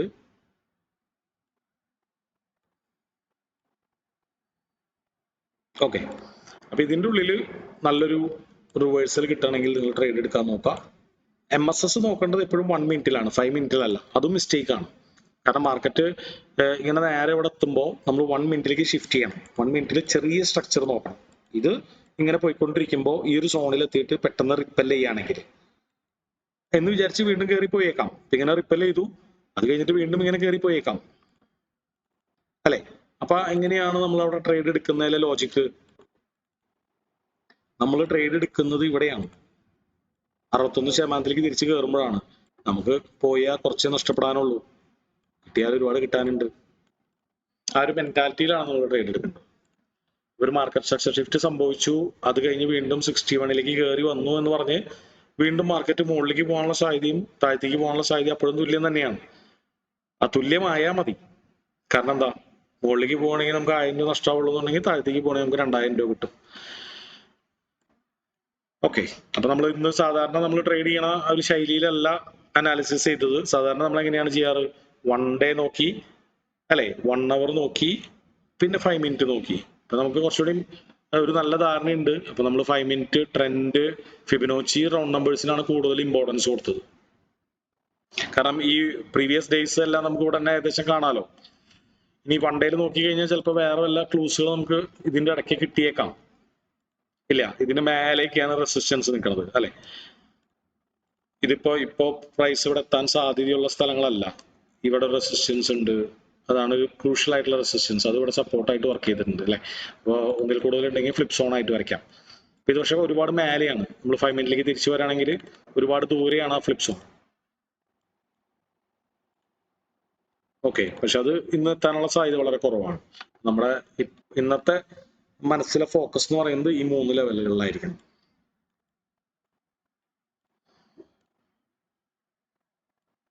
ഓക്കെ, അപ്പോൾ നമുക്ക്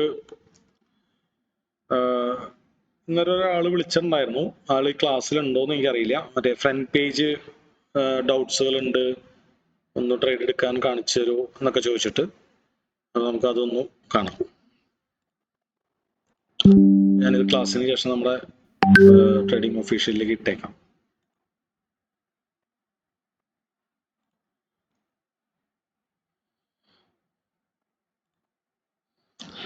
അല്ല, ഇനിയിപ്പോ ലോങ് പൊസിഷൻ ഷോർട്ട് പൊസിഷൻ ഒന്നും വരയ്ക്കണ്ടല്ലോ, നിങ്ങൾക്ക് ഏകദേശം അറിയാലോ. ഇന്ന് ഷോർട്ട് തന്നെയുള്ളൂ. ഇവിടെ നിന്ന് കിട്ടിയ ഷോർട്ട് ചെയ്യാം. റിസ്ക് റിവാർഡ് എപ്പോഴും കൂടുതലായിരിക്കണം.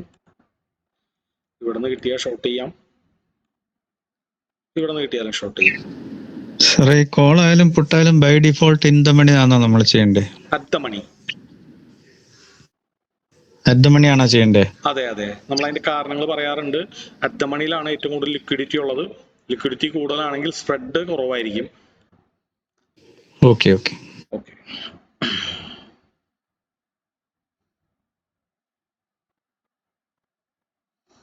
ഓക്കെ അല്ലേ. അപ്പോ ഇനി നമുക്ക് നമ്മുടെ ഫ്രണ്ട് പേജ് ഒന്ന് കാണാം. ഇപ്പൊ എല്ലാവരും പൈസ ഇട്ട് ട്രേഡ് ചെയ്യുന്ന ആൾക്കാരെ ബാധിക്കുന്ന കാര്യമല്ല, പ്രത്യേകിച്ച് ബിഗിനേഴ്സ് ആയിട്ടുള്ള ആൾക്കാർക്ക് ഫ്രണ്ട് പേജ് ആപ്പ് ഒന്ന് എടുക്കുക. എന്തെങ്കിലും കൺഫ്യൂഷൻസ് ഉണ്ടോ, നിങ്ങളൊരു ഓർഡർ ഒക്കെ ഇട്ട് നോക്കുക. എന്തെങ്കിലും കൺഫ്യൂഷൻസ് ഉണ്ടെങ്കിൽ നമുക്കത് ക്ലിയർ ചെയ്യാം. ഓക്കെ, ഫ്രണ്ട് പേജ് ആപ്പ് ഒന്ന് എടുക്കുക. ഞാനത് ഒന്ന് പറഞ്ഞുതരാം. നമുക്കത് മൊബൈലല്ലേ, ഇതിൽ വെബ്സൈറ്റ് വ്യൂ ഇല്ല.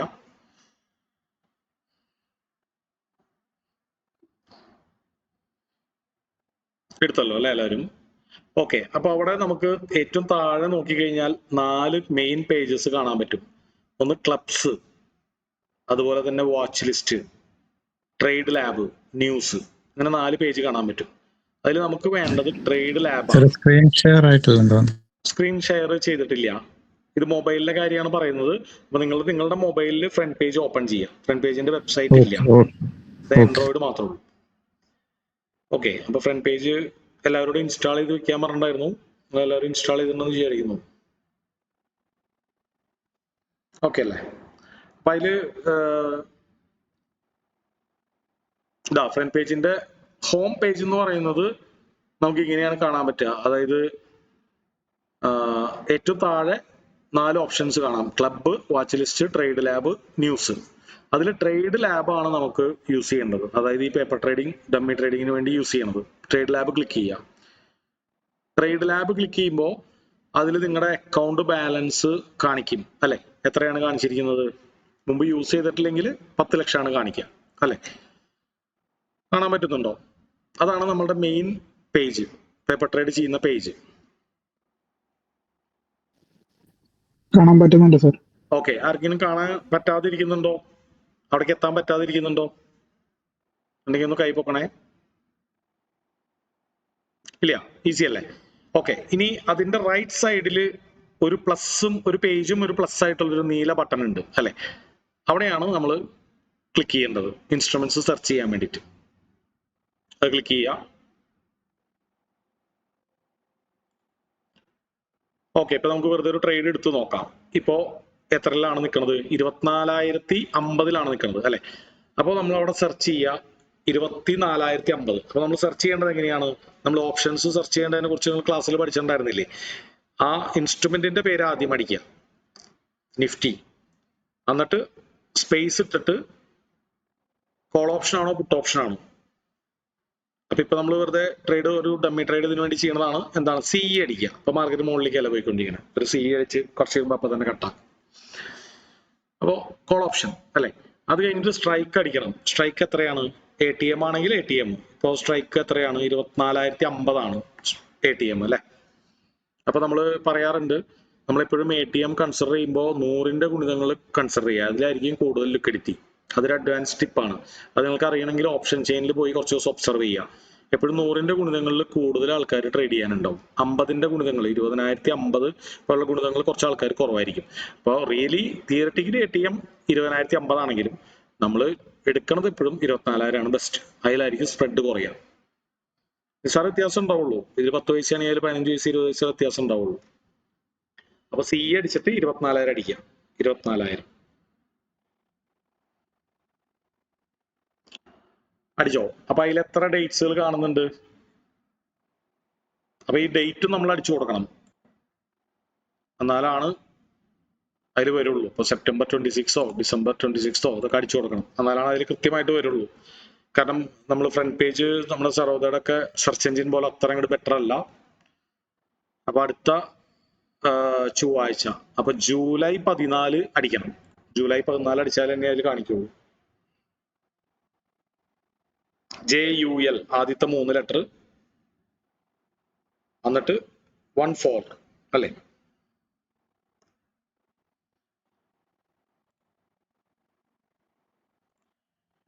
അപ്പൊ അങ്ങനെ സെർച്ച് ചെയ്യാം.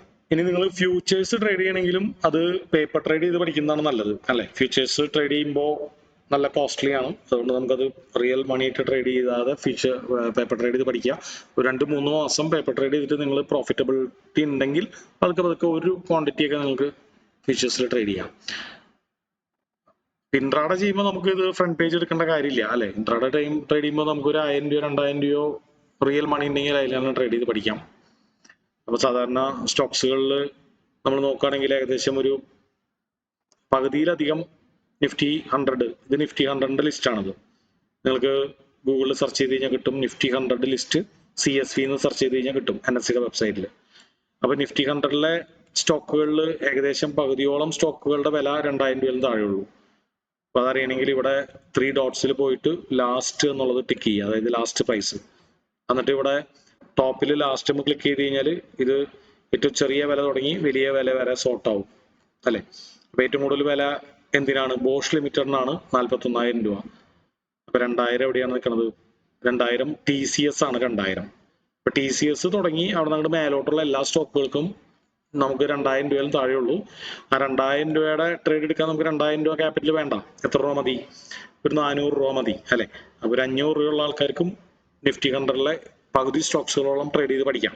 അപ്പൊ നിങ്ങൾ വലിയ ക്യാപിറ്റൽ യൂസ് ചെയ്യണില്ലെങ്കിൽ നിങ്ങൾ ജസ്റ്റ് ഇതുപോലെ സോർട്ട് ചെയ്തിട്ട് ഒരു ലിസ്റ്റ് ഉണ്ടാക്കുക. ബജാജ്, HFL തുടങ്ങി ഏകദേശം നമ്മുടെ TCS വരെ അല്ലെ, TCS വരെയുള്ളത് നിങ്ങൾ ഒരു എക്സൽ ലിസ്റ്റ് ഉണ്ടാക്കാം. എന്നിട്ട് അതിലുള്ള സ്റ്റോക്സുകൾ നോക്കാം. എപ്പോഴും ഇൻട്രാഡേ ട്രേഡ് ചെയ്യുകയാണെങ്കിൽ എപ്പോഴും നല്ലത് നിഫ്റ്റി 50-ലുള്ള സ്റ്റോക്കുകളാണ്. നമ്മൾ പറഞ്ഞിട്ടുണ്ടായിരുന്നു നിഫ്റ്റി 50-ലുള്ള സ്റ്റോക്കുകൾ ഗൂഗിളിൽ സെർച്ച് ചെയ്യുക, ആ സ്റ്റോക്കുകൾ ട്രേഡിംഗ് വ്യൂവിലേക്ക് ആഡ് ചെയ്തിടാം. മൊത്തം ട്രേഡിംഗ് വ്യൂവിൽ നമുക്ക് 30 സ്റ്റോക്ക് ആഡ് ചെയ്യാൻ പറ്റുള്ളൂ. അപ്പോൾ ആദ്യം തന്നെ ഒരു 20 സ്റ്റോക്ക് ആഡ് ചെയ്തിട്ട് അത് ഡിലീറ്റ് ചെയ്യുക. അത് കഴിഞ്ഞിട്ട് അടുത്ത 30 എണ്ണം ആഡ് ചെയ്യുക. അപ്പോൾ 20 സ്റ്റോക്ക് ഡിലീറ്റഡ് പിന്നിൽ കിടക്കണ്ടാവും, 30 സ്റ്റോക്ക് മെയിൻ ലിസ്റ്റിലും കിടക്കണ്ടാവും. അങ്ങനെ നിങ്ങൾക്ക് നിഫ്റ്റി 50 മൊത്തം ട്രേഡ് ചെയ്ത് പഠിക്കാം. അപ്പോൾ നമ്മൾ ആദ്യം ഈ ഒരു കോൺസെപ്റ്റ്സുകളൊക്കെ നിങ്ങൾ മനസ്സിലാക്കിയിട്ട് അത് ഫ്രീക്വന്റ് ആയിട്ട് നിങ്ങൾക്ക് ഒരു എക്സസൈസ് കിട്ടണമെങ്കിൽ ബെസ്റ്റ് നിഫ്റ്റി 50 സ്റ്റോക്സുകളാണ് ഇൻഡെക്സുകൾ ചെയ്യുന്നേക്കാളും. അപ്പൊ ഇതേ സ്ട്രാറ്റജി തന്നെ നമുക്ക് സ്റ്റോക്സിൽ ചെയ്യാം. അതായത് റിലയൻസ്, HDFC ബാങ്ക് പോലുള്ള സ്റ്റോക്കുകൾ എടുത്തിട്ട് ചെയ്യാം. ഇതിപ്പോ ഇവിടെ ഇങ്ങനെ നമ്മൾ കാത്തിരിക്കണ്ടേ, ഇവിടെ എത്തണ വരെ കാത്തിരിക്കണ്ടേ? അപ്പൊ ഒരു 10-20 സ്റ്റോക്സുകൾ മാറി ഇതുപോലെ അനലൈസ് ചെയ്ത് കഴിഞ്ഞാൽ പെട്ടെന്ന് നിങ്ങൾക്ക് ട്രേഡിംഗ് ഓപ്പർച്യൂണിറ്റീസുകൾ കിട്ടും. അപ്പൊ നമ്മുടെ ട്രേഡിംഗ് സ്കില്ല് ഫാസ്റ്റ് ആയിട്ട് ഇംപ്രൂവൈസ് ചെയ്യാൻ ഏറ്റവും ബെസ്റ്റ് സ്റ്റോക്സുകളാണ്. സ്റ്റോക്സുകൾ എന്ന് പറയുമ്പോൾ അപ്പോൾ ചെറിയ സ്റ്റോക്സുകളിലേക്ക് പോകരുത്. ഇൻട്രാഡേ ചെയ്ത് വിജയിക്കുകയാണെങ്കിൽ സ്ലിപ്പേജ് സ്പ്രെഡ് വലിയൊരു വിഷയമാണ്. അത് എപ്പോഴും കുറയുന്നത് വലിയ സ്റ്റോക്സുകളിലാണ്. അപ്പോൾ നിഫ്റ്റി 50-ൽ തന്നെ ഉറച്ചു നിൽക്കാം. ഓക്കെ അല്ലേ? അപ്പൊ ഞാൻ ഈ ഒരു വേറെ എന്തെങ്കിലും ഡൗട്ട്സുകൾ ഉണ്ടോ ഇപ്പൊ നമ്മുടെ അനാലിസിസ് പാർട്ടിലോ? ഫ്രണ്ട് പേജ് അത്രേ നമുക്ക് നോക്കാനുള്ളൂ. ഇനി അതിൽ നമ്മളൊരു വാച്ച് ലിസ്റ്റിൽ ഇപ്പോൾ നമുക്കൊരു സ്റ്റോക്കോ അല്ലെങ്കിൽ ഇൻഡെക്സോ ആഡ് ചെയ്ത് കഴിഞ്ഞാൽ സാധാരണ നമ്മൾ ബ്രോക്കറുടെ പാനലിൽ ചെയ്യണ പോലെ ബൈ ഓർ സെല്ല് ചെയ്യാം. അപ്പോൾ നിങ്ങൾ ജസ്റ്റ് ഒന്ന് വേണമെങ്കിൽ സംശയമുള്ളവരൊന്ന് അടിച്ചു നോക്കിക്കോ. ഏതെങ്കിലും ഒരു സ്റ്റോക്കിന്റെ പേര് അവിടെ അടിക്കുക. For example Infosys, INFY. ആ സ്പെല്ലിംഗ് തെറ്റി കഴിഞ്ഞാലും അത് ഓട്ടോമാറ്റിക്കലി അവർ കണ്ടുപിടിക്കില്ല. അപ്പൊ സിമ്പിൾ ഏതാണെന്നുള്ളത് നമുക്കറിയണം. അപ്പൊ ഇൻഫോസിസ് എന്നാണ് കമ്പനിയുടെ പേരെന്നുണ്ടെങ്കിൽ സിമ്പിൾ ചിലപ്പോൾ ഇൻഫോസിസ് എന്നായിരിക്കില്ല, ഇൻഫി എന്നാണ് സിമ്പിൾ, INFY. അപ്പൊ ഒന്ന് ജസ്റ്റ് ഒന്ന് സെർച്ച് ചെയ്ത് നോക്കുക, INFY സെർച്ച് ചെയ്യുക. INFY വരും, അതുമ്പോൾ ക്ലിക്ക് ചെയ്യുക. ക്ലിക്ക് ചെയ്ത് കഴിഞ്ഞാൽ 2 ഓപ്ഷനുള്ളൂ, ബൈ ഓർ സെല്ല് അല്ലെ? അപ്പൊ അതിൽ നമ്മൾ ആദ്യം തന്നെ എന്തൊക്കെ അടിച്ചു കൊടുക്കണം? ആദ്യം തന്നെ നമുക്ക് എത്ര എണ്ണം വേണമെന്നുള്ളത് അടിച്ചു കൊടുക്കണം അല്ലെ? അപ്പൊ ഇവിടെ ലോട്ട്സ് എന്ന് പറഞ്ഞിട്ടാണ് കാണിക്കുക. ലോട്ട്സ് എന്ന് പറയുന്നത് ശരിക്കും ഓപ്ഷൻസിന്റെ കേസിലാണ് അതിന് പ്രസക്തി. അതായത് ക്വാണ്ടിറ്റി തന്നെയാണ് ഈ ലോട്ട്സ്. അതിൽ എത്ര എണ്ണം അടിക്കണം? ഒരു 2 എണ്ണം നിങ്ങൾ അടിച്ചു നോക്കാം. ഓക്കെ, ഇനി എൻട്രി പ്രൈസ് മാത്രം ഇവിടെ കൊടുക്കാനുള്ളൂ. അതായത് നമ്മൾ ഫസ്റ്റ് സ്റ്റോക്കിൽ പഠിച്ച പോലെ അല്ലെങ്കിൽ സറോദ പോലെയുള്ള ബ്രോക്കേഴ്സിലുള്ള പോലെ മൾട്ടിപ്പിൾ ഓർഡർ ടൈപ്സ് ഇതിലില്ല. അപ്പൊ താഴേന്ന് വാങ്ങണമെങ്കിലും മോളിൽ നിന്ന് വാങ്ങണമെങ്കിലും താഴേന്ന് വിൽക്കണമെങ്കിലും മോളിൽ നിന്ന് വിൽക്കണമെങ്കിലും ലിമിറ്റ് ഓർഡറും SLM ഓർഡറും ഒന്നും ഇല്ല. ആ കൂടി ഒരു പ്രൈസ് ഇടുക, സ്വൈപ്പ് ചെയ്താൽ ബൈ ആയി. അപ്പൊ ഇപ്പോ ഇൻഫോസിസ് നിൽക്കുന്നത് എത്രയാണ് നിങ്ങൾ ചെയ്ത് നോക്കുക. 1050 രൂപയിലാണ് ഇപ്പൊ നിൽക്കുന്നത്. പക്ഷെ നമുക്ക് ഇപ്പോ ഇത് വേണ്ട, ഒരു 1040 രൂപയിൽ എത്തുമ്പോഴാണ് നമുക്ക് വാങ്ങേണ്ടത്. അല്ലെങ്കിൽ 1050 അല്ല നിൽക്കണേ, 1060 രൂപയിൽ എത്തുമ്പോഴാണ് നമുക്ക് വാങ്ങേണ്ടത്. ഒരു ബ്രേക്ക് ഔട്ട് സിനാറിയോ ആണെന്ന് വിചാരിച്ചോ. ഇപ്പൊ ബ്രേക്ക് ഔട്ട് ആയിട്ടില്ല. 1060 എത്തുമ്പോഴേക്കും നമ്മുടെ എല്ലാ ഹൈസുകളും എല്ലാ റെസിസ്റ്റൻസുകളും കട്ട് ചെയ്തിട്ടുണ്ടാവും. അപ്പൊ 1060 അടിക്കുക. 1060 അടിച്ചിട്ട് ഇൻട്രാഡേ ആണോ ഡേറ്റ് ചോദിച്ചിട്ടുണ്ടാവും. അപ്പൊ നമുക്ക് സാധാരണ നിലയ്ക്ക് ഇൻട്രാഡേ ആണോ ഡെലിവറി ആണോ മാത്രം ചൂസ് ചെയ്യാനുള്ള ഓപ്ഷൻ ഉള്ളൂ. ഇവിടെ നമുക്ക് ഇൻട്രാഡേ ടുമാറോ 1 വീക്ക് ഒക്കെ ഉണ്ട്. ഇൻട്രാഡേ ചെയ്ത് പഠിക്കുകയാണെങ്കിൽ ഇൻട്രാഡേ തന്നെ ക്ലിക്ക് ചെയ്യുക. അതിനുശേഷം ബൈ ആണോ സെൽ ആണോ എന്നുള്ളത് ക്ലിക്ക് ചെയ്യുക, ബൈ അല്ലെ? അപ്പൊ അവസാനം അടിയിൽ സബ്മിറ്റ് എന്ന് പറയുന്ന ഒരു ബ്ലൂ ബട്ടൺ ഉണ്ടായിരിക്കും. ആ സബ്മിറ്റ് അടിച്ചു കൊടുത്തു കഴിഞ്ഞാൽ പ്ലേസ് ആയി. അപ്പൊ നിങ്ങൾ നോക്കുക, സബ്മിറ്റ് അടിച്ച് പ്ലേസ് ആയി കഴിഞ്ഞാൽ ഒരിക്കലും അതപ്പോ വാങ്ങിയിട്ടുണ്ടാവാൻ പാടില്ല. വെയിറ്റിംഗ് ഫോർ എൻട്രി പ്രൈസ് എന്നാണ് കാണിക്കേണ്ടത്. കാരണം എന്താ, നമ്മൾ ഇപ്പോഴത്തെ വിലയല്ല അടിച്ചേക്കണത്, 1060 അടിച്ചേക്കണത്. 1060 എത്തുമ്പോഴേ അത് വാങ്ങുള്ളൂ അല്ലെ? അപ്പൊ ആരാണ് ഇന്നലെ എന്നെ വിളിച്ചിരുന്ന ആള്? ഇന്നലെ എന്നെ വിളിച്ചപ്പോ ഞാൻ വലിയ കാര്യമായിട്ട് ഇങ്ങനെ അപ്പൊ തന്നെ ആൾക്ക് അറിയണം ഫ്രണ്ട് പേജ്. പക്ഷെ ഇന്നലെ ഇപ്പൊ ഞാൻ പറഞ്ഞു ഞാനത് വിഷ്വലി മൊബൈൽ നോക്കിയിട്ട് പറഞ്ഞുതരാം എന്നൊക്കെ പറഞ്ഞു. ആരാണ് വിളിച്ചിരുന്നത്?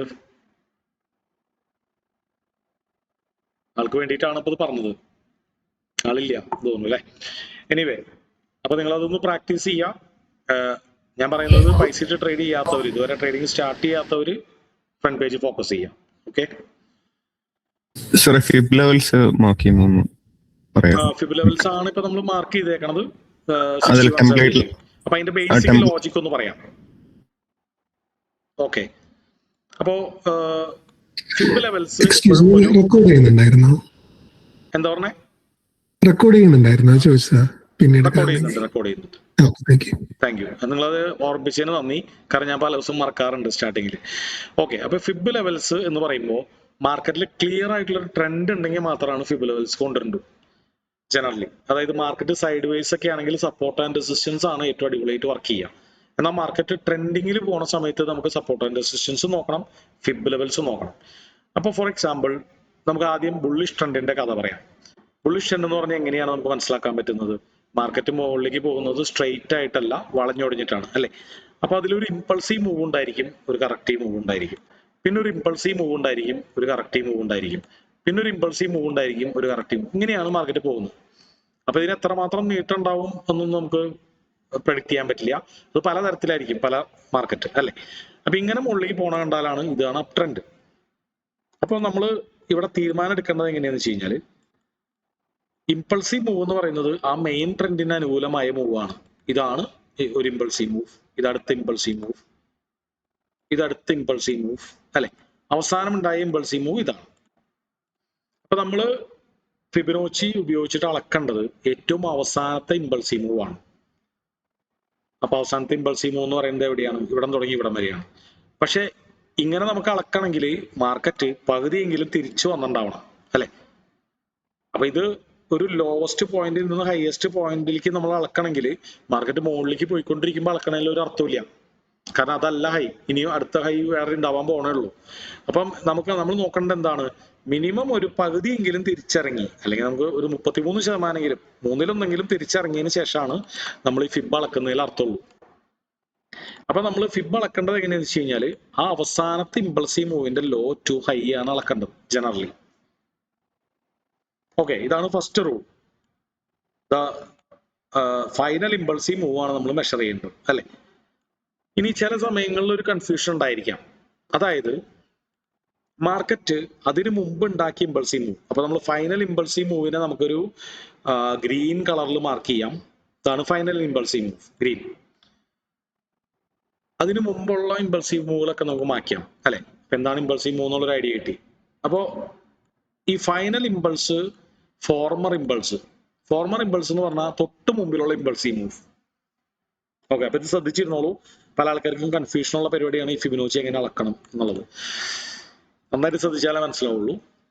അപ്പോ അവസാനത്തെ ഇമ്പൾസീവ് മൂവിനെ ഫൈനൽ അല്ലെങ്കിൽ ലാറ്റർ എന്നൊക്കെയാണ് സാഹിബ്മാർ പറയാറ്. Lateral impulsive move. ഫോർമർ എന്ന് പറഞ്ഞാൽ മുമ്പ് സംഭവിച്ച, ഫാർമർ അല്ല, ഫോർമർ പ്രൈം മിനിസ്റ്റർ. ഓക്കെ, മുമ്പത്തെ ഇമ്പൾസീവ് മൂവ് ഒരു 61% കറക്റ്റ് ചെയ്തിട്ടില്ലെങ്കിൽ, ഫോർ എക്സാമ്പിൾ 33% കറക്റ്റ് ചെയ്തിട്ടുള്ളൂ എന്നുണ്ടെങ്കിൽ ഫിബൊനാച്ചി അളക്കേണ്ടത് ഇവിടെ നിന്ന് ഇവിടേക്കാണ്. ക്ലിയർ? ഇനി വേണ്ടത്ര മാർക്കറ്റ് ഫോർമർ, മുൻ പ്രധാനമന്ത്രി, അങ്ങനെ കണ്ടോ, ഫോർമർ മൂവ് ആവശ്യാനുസരണം റീട്രേസ് ചെയ്തിട്ടുണ്ടെങ്കിൽ, താഴത്തേക്ക് വന്നിട്ടുണ്ടെങ്കിൽ നമ്മൾ അളക്കേണ്ടത് എവിടെ നിന്നാണ്? ഇവിടം തുടങ്ങി ഇവിടം വരെയാണ്. ലാറ്റർ ഇമ്പൾസ് മാത്രമാണ് നമ്മൾ അളക്കേണ്ടത്. ഇതാണ് ഫിബൊനാച്ചിയിലെ ഒരു ഗോൾഡൻ റൂൾ. ഇനി ഈ ലോവർ ലോയും വളരെ സമാനമാണെങ്കിൽ ഫിബൊനാച്ചി അളന്ന് സമയം കളയണ്ട. അത് പലപ്പോഴും വർക്ക് ചെയ്യാനുള്ള സാധ്യതയില്ല. മാർക്കറ്റ് 61 78 ഒന്നും നിൽക്കാറില്ല. പിന്നെ നമ്മൾ എവിടെയാണ് നോക്കേണ്ടത്? സമാനമാണെങ്കിൽ നമ്മൾ ഇവിടെയാണ് ഡിമാൻഡ് സോൺ, അവിടെ എത്തണ വരെ വെയിറ്റ് ചെയ്യുക. അതിനിടയ്ക്ക് ഫിബൊനാച്ചി വർക്ക് ചെയ്യില്ല. പലപ്പോഴും ഫിബൊനാച്ചിയിൽ നിന്നൊരു ചെറിയ റിവേഴ്സലൊക്കെ കാണാറുണ്ട്. ഇങ്ങനെ വന്ന് 78 എത്തുമ്പോൾ കുറെ പേര്, ഇതൊന്നും അറിയാത്ത ആൾക്കാർ ഫിബൊനാച്ചി വെച്ച് ട്രേഡ് ചെയ്യുന്നവർ കുറച്ച് വാങ്ങും, ചെറിയ ബൈങ് പ്രഷർ വരും. പക്ഷെ അത് പലപ്പോഴും പരാജയപ്പെട്ട് പ്രീവിയസ് സപ്പോർട്ടിലേക്ക് വരെ എത്താറുണ്ട്. അവിടെ നിന്നാണ് മാർക്കറ്റ് പിന്നെ തിരിച്ചോളണമെന്നില്ല, തിരിക്കാറ്. ക്ലിയർ അല്ലേ? അപ്പ് ട്രെൻഡിന്റെ കേസ് വളരെ ക്ലിയർ ആയി എന്നുണ്ടെങ്കിൽ നമുക്ക് നേരെ തിരിച്ചിടാം. ഡൗൺ ട്രെൻഡിന്റെ കേസ് കാണാം.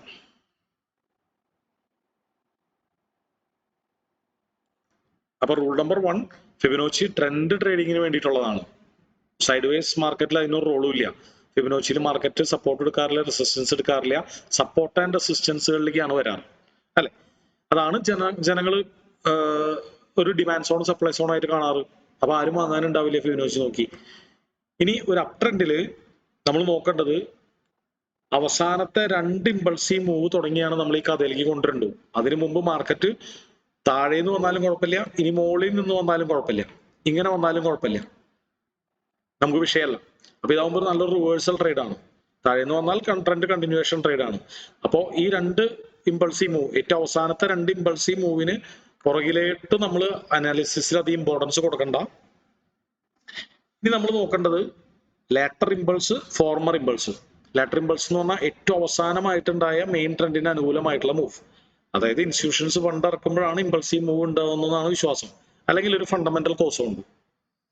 അപ്പൊ ഇന്നലെ ക്രൂഡ് ഓയിലിന്റെ പ്രൈസ് കൂടിയതുകൊണ്ട് ഫണ്ടമെന്റൽ കോസ് എന്തോ ആവട്ടെ അതുകൊണ്ട് ചിലപ്പോൾ ഒരു ഏണിംഗ് റിപ്പോർട്ട് വന്നതായിരിക്കാം സ്റ്റോക്സിനെ കമ്പയർ ചെയ്യുമ്പോൾ, സ്റ്റോക്സിന്റെ കേസിൽ. അപ്പൊ എന്തോ ഒരു ഫണ്ടമെന്റൽ കോസ് കൊണ്ടോ അല്ലെങ്കിൽ ഒരു തിമ്മിങ്കലം അല്ലെങ്കിൽ സ്രാവ് പൈസ ഇടുന്നത് കൊണ്ടാണ് മാർക്കറ്റ് പുതിയൊരു ഹൈ ഉണ്ടാക്കുന്നത്. ആ മൂവാണ് ഇമ്പൾസീവ് മൂവ്. അപ്പൊ അതിനു മുമ്പുള്ള ഇമ്പൾസീവ് മൂവ് മാറ്റർ. അതായത് അതിനു മുമ്പ് പൈസ ഇട്ടവര് മാർക്കറ്റ് നല്ല ഡെപ്തിൽ വന്നിട്ടാണോ വാങ്ങിയേക്കണം എന്നുള്ളത് നോക്കണം. അപ്പോൾ നമ്മുടെ റൂൾ ബേസിൽ ട്രേഡ് ചെയ്യുമ്പോൾ നമ്മൾ എന്ത് നോക്കിയാൽ മതി, 61% മുകളിലാണെങ്കിൽ നമ്മൾ ഇവിടേക്ക് മാർക്കറ്റ് എപ്പോൾ വേണമെങ്കിലും തിരിച്ചു വന്നേക്കാം. അതായത് അവർ ഇവിടുന്ന് വാങ്ങി ഇനി ഇവിടുന്ന് വാങ്ങും, അത് ആവറേജ് ചെയ്യും. അപ്പോൾ കാര്യമായിട്ട് താഴത്തേക്ക് വന്നിട്ടുണ്ടെങ്കിൽ പിന്നെ നമ്മൾ ഇതിന്റെ അടിയിലേക്ക് വരുന്ന പേടിക്കണ്ട, നമ്മൾ ഇവിടെ നിന്നാണ് ഫിബൊനാച്ചി അളക്കാം. അപ്പൊ നമ്മൾ എപ്പോഴും ഒരു ട്രെൻഡ് ട്രേഡിങ്ങിൽ കാണേണ്ടത് ഇങ്ങനെയാണ്. ഇതിനെ ABCD പാറ്റേൺ എന്നാണ് നമ്മൾ പറയാ. അതായത് ABCD. അപ്പൊ ഒരു ട്രെൻഡ് ട്രേഡിങ്ങിന് നമുക്ക് മിനിമം കാണുന്ന റിക്വയർമെന്റ് ആണ് ABCD പാറ്റേൺ. ABCD പാറ്റേൺ എന്ന് പറഞ്ഞാൽ നമ്മൾ ഓൾറെഡി അറിയാവുന്ന കാര്യങ്ങളൊക്കെ തന്നെയാണ്. അതായത് ഒരു ഹയർ ഹൈയും ഒരു ഹയർ ലോയും, വൺ സെറ്റ് ഓഫ് ഹയർ ഹൈയും ഹയർ ലോയും കംപ്ലീറ്റഡ് ആയിരിക്കണം. അതിനുശേഷം മാർക്കറ്റ് ഇവിടെ നിൽക്കുകയാണെങ്കിൽ നമ്മൾ ഫിബൊനാച്ചി അളക്കണ്ട, പകുതിയിൽ താഴേക്ക് വന്നാൽ മാത്രമേ നമ്മൾ വാങ്ങുന്നുള്ളൂ. അപ് ട്രെൻഡിൽ മുകളിലേക്ക് മാർക്കറ്റ് പോയിക്കൊണ്ടിരിക്കുമ്പോൾ ഡിസ്കൗണ്ട് സോണിൽ കിട്ടിയാൽ മാത്രമേ വാങ്ങാവൂ. എന്നാലേ ആണ് നമ്മുടെ ടാർഗറ്റ് അടിക്കാനുള്ള സാധ്യത കൂടുന്നത്. മുകളിൽ വാങ്ങി കഴിഞ്ഞാൽ നമ്മുടെ സ്റ്റോപ്പ് ലോസ് അടിക്കാനുള്ള സാധ്യതയാണ് കൂടുക. അപ്പോൾ വീണ്ടും ഫിബൊനാച്ചി 6178 അതാണ് ഏറ്റവും ചുളിവ് വിലയായിട്ട് കാണപ്പെടുന്നത്. അതായത് ഏകദേശം ഇവിടെ വരും അല്ലെ, 61ഉം 78ഉം. അപ്പൊ ഇതിന്റെ മുകളിൽ നിന്ന് വാങ്ങണത് ഉചിതമല്ല. അതായത് അതൊരു കൂടിയ വിലയ്ക്കാണ് നമ്മൾ വാങ്ങണം. ഇതിന്റെ നിന്ന് താഴേക്കുള്ള വിലയ്ക്ക് വാങ്ങണത് ഉചിതമല്ല. കാരണം എന്താ, ഇവിടെ മാർക്കറ്റ് എത്തിക്കഴിഞ്ഞാൽ പിന്നെ ഇവിടെ ലിക്വിഡിറ്റി എടുക്കുന്നുണ്ട്. അപ്പൊ ആ ലിക്വിഡിറ്റി മിക്കതും ഹണ്ട് ചെയ്തിട്ടേണ് മാർക്കറ്റ് മുകളിലേക്ക് പോകുള്ളൂ. അതല്ലെങ്കിൽ കൂടുതൽ ആൾക്കാർ വാങ്ങാൻ വേണ്ടി കാത്തിരിക്കുന്നത് ഈ സപ്പോർട്ടിൽ നിന്നായിരിക്കും അല്ലെ. ഇനിയിപ്പോ ഈ സപ്പോർട്ട് എത്തിയിട്ട് നമുക്ക് നോക്കാം, ആ മെന്റാലിറ്റിയാണ്. അപ്പൊ മിക്കപ്പോഴും ഈ സപ്പോർട്ടിൽ നിന്നാണ് തിരിയുക, അല്ലെങ്കിൽ സപ്പോർട്ട് അടിച്ചിട്ടായിരിക്കും തിരിയുള്ളൂ. അപ്പൊ എപ്പോഴും നമ്മൾ വാങ്ങാൻ പറ്റിയ ഏറ്റവും ബെസ്റ്റ് സ്പേസ് എന്ന് പറയുന്നത് ഫിബൊനാച്ചി 61നും 78നും ഉള്ളിലാണ്. അതിനെയാണ് ഒപ്റ്റിമൽ ട്രേഡിംഗ് സോൺ എന്ന് പറയുന്നത്, നമുക്ക് ട്രേഡ് ചെയ്യാൻ ഏറ്റവും ഒപ്റ്റിമം ആയിട്ടുള്ള മേഖല.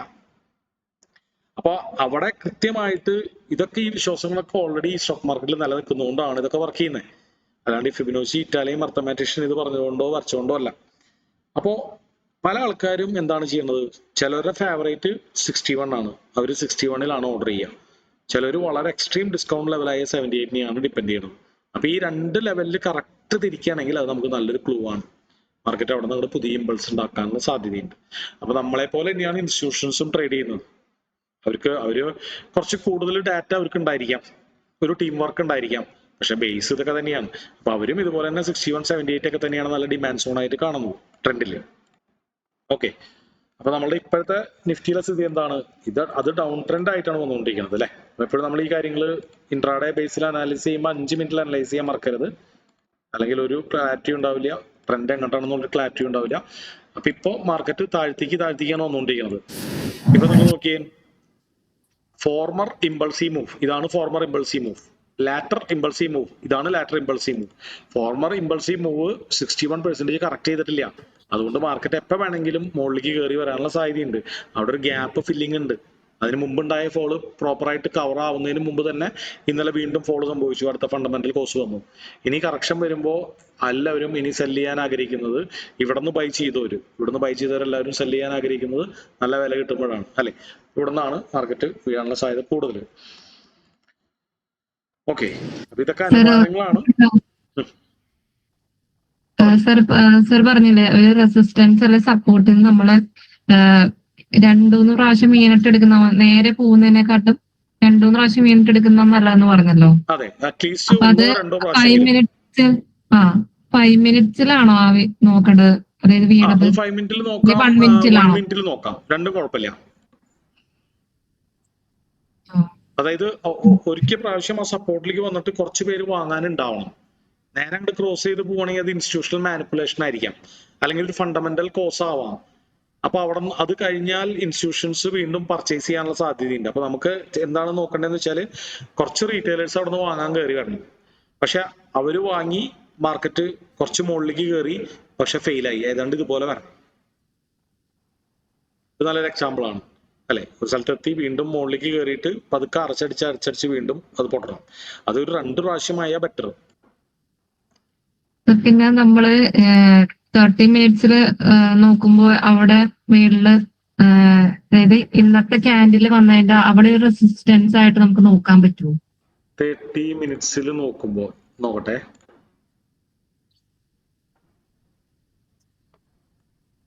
ഓക്കെ, 30 മിനിറ്റ്സിൽ നോക്കുമ്പോ ഇങ്ങനെ റെസിസ്റ്റൻസ് ആയിട്ട് ഈ ഒരു ലെവല്, അതായത് 22,200 ഇവിടെയും ഇവിടെയൊക്കെ റെസിസ്റ്റൻസ് ആയിട്ടുള്ള ഈ ഒരു ലെവല് എന്താ പറയാ കറക്റ്റ് ടെസ്റ്റ് ചെയ്തിട്ടാണ് ബ്രേക്ക് ചെയ്തത്. അതായത് ഇന്നലെ ഒരു 5 മിനിറ്റ് 1 മിനിറ്റ് ഒക്കെ ഇട്ട് നോക്കി കഴിഞ്ഞാൽ കറക്റ്റ് കാണാം. ഇതൊന്ന് ഓർത്ത് വെച്ചേക്ക്. അതായത് ഹയർ ടൈം ഫ്രെയിമിൽ കീ ലെവല് 1 hour 30 മിനിറ്റ്സ് നോക്കി കഴിഞ്ഞാൽ കാണാൻ പറ്റുന്നത് ഇതാ. അത് നമുക്കൊരു സപ്പോർട്ടല്ലേ, സപ്പോർട്ടായിരുന്നു ഇന്നലെ വരെ. അപ്പൊ ആ സപ്പോർട്ട് കുറച്ച് തിക്കായിട്ട് ഞാൻ വരച്ചിട്ടുണ്ട്. ഒരു 3 മിനിറ്റോ 1 മിനിറ്റിലെ ചെറിയ ടൈം ഫ്രെയിമിലേക്ക് വന്നാൽ ക്ലിയർ ആയിട്ട് കാണാൻ പറ്റും. ആ ലെവലിലെത്തിയപ്പോ കുറച്ച് ബൈ ചെയ്യാനുണ്ടായിരുന്നു, വീണ്ടും അത് ബ്രേക്ക് ആയി. അപ്പൊ നേരെ ബ്രേക്ക് ആവണമെങ്കിൽ വാങ്ങരുത്. ഇങ്ങനെ ഒരു ആർച്ച് ഷേപ്പിൽ അല്ലെങ്കിൽ കൺസോൾട്ടേഷൻ ആയാലും മതി. ഇവിടെ എത്തി, ഇവിടുന്ന് ബ്രേക്ക് ആവണില്ല, ഇങ്ങനെ സൈഡ് വൈസ് പോയി ബ്രേക്ക് ആയി. അപ്പൊ നല്ലൊരു കൺഫർമേഷൻ ആണ്. 2 പ്രാവശ്യമെങ്കിലും ഉണ്ടെങ്കിൽ ബെറ്റർ. ഞാൻ എപ്പോഴും പറയാറുണ്ട്, 1 പ്രാവശ്യം ഉണ്ടെങ്കിൽ നമുക്ക് ചെയ്യാം, 2 പ്രാവശ്യം ഉണ്ടെങ്കിൽ ബെറ്റർ, 3 പ്രാവശ്യം ഉണ്ടെങ്കിൽ അടിപൊളി. ഓക്കെ, 3 പ്രാവശ്യം കിട്ടാറില്ല പലപ്പോഴും.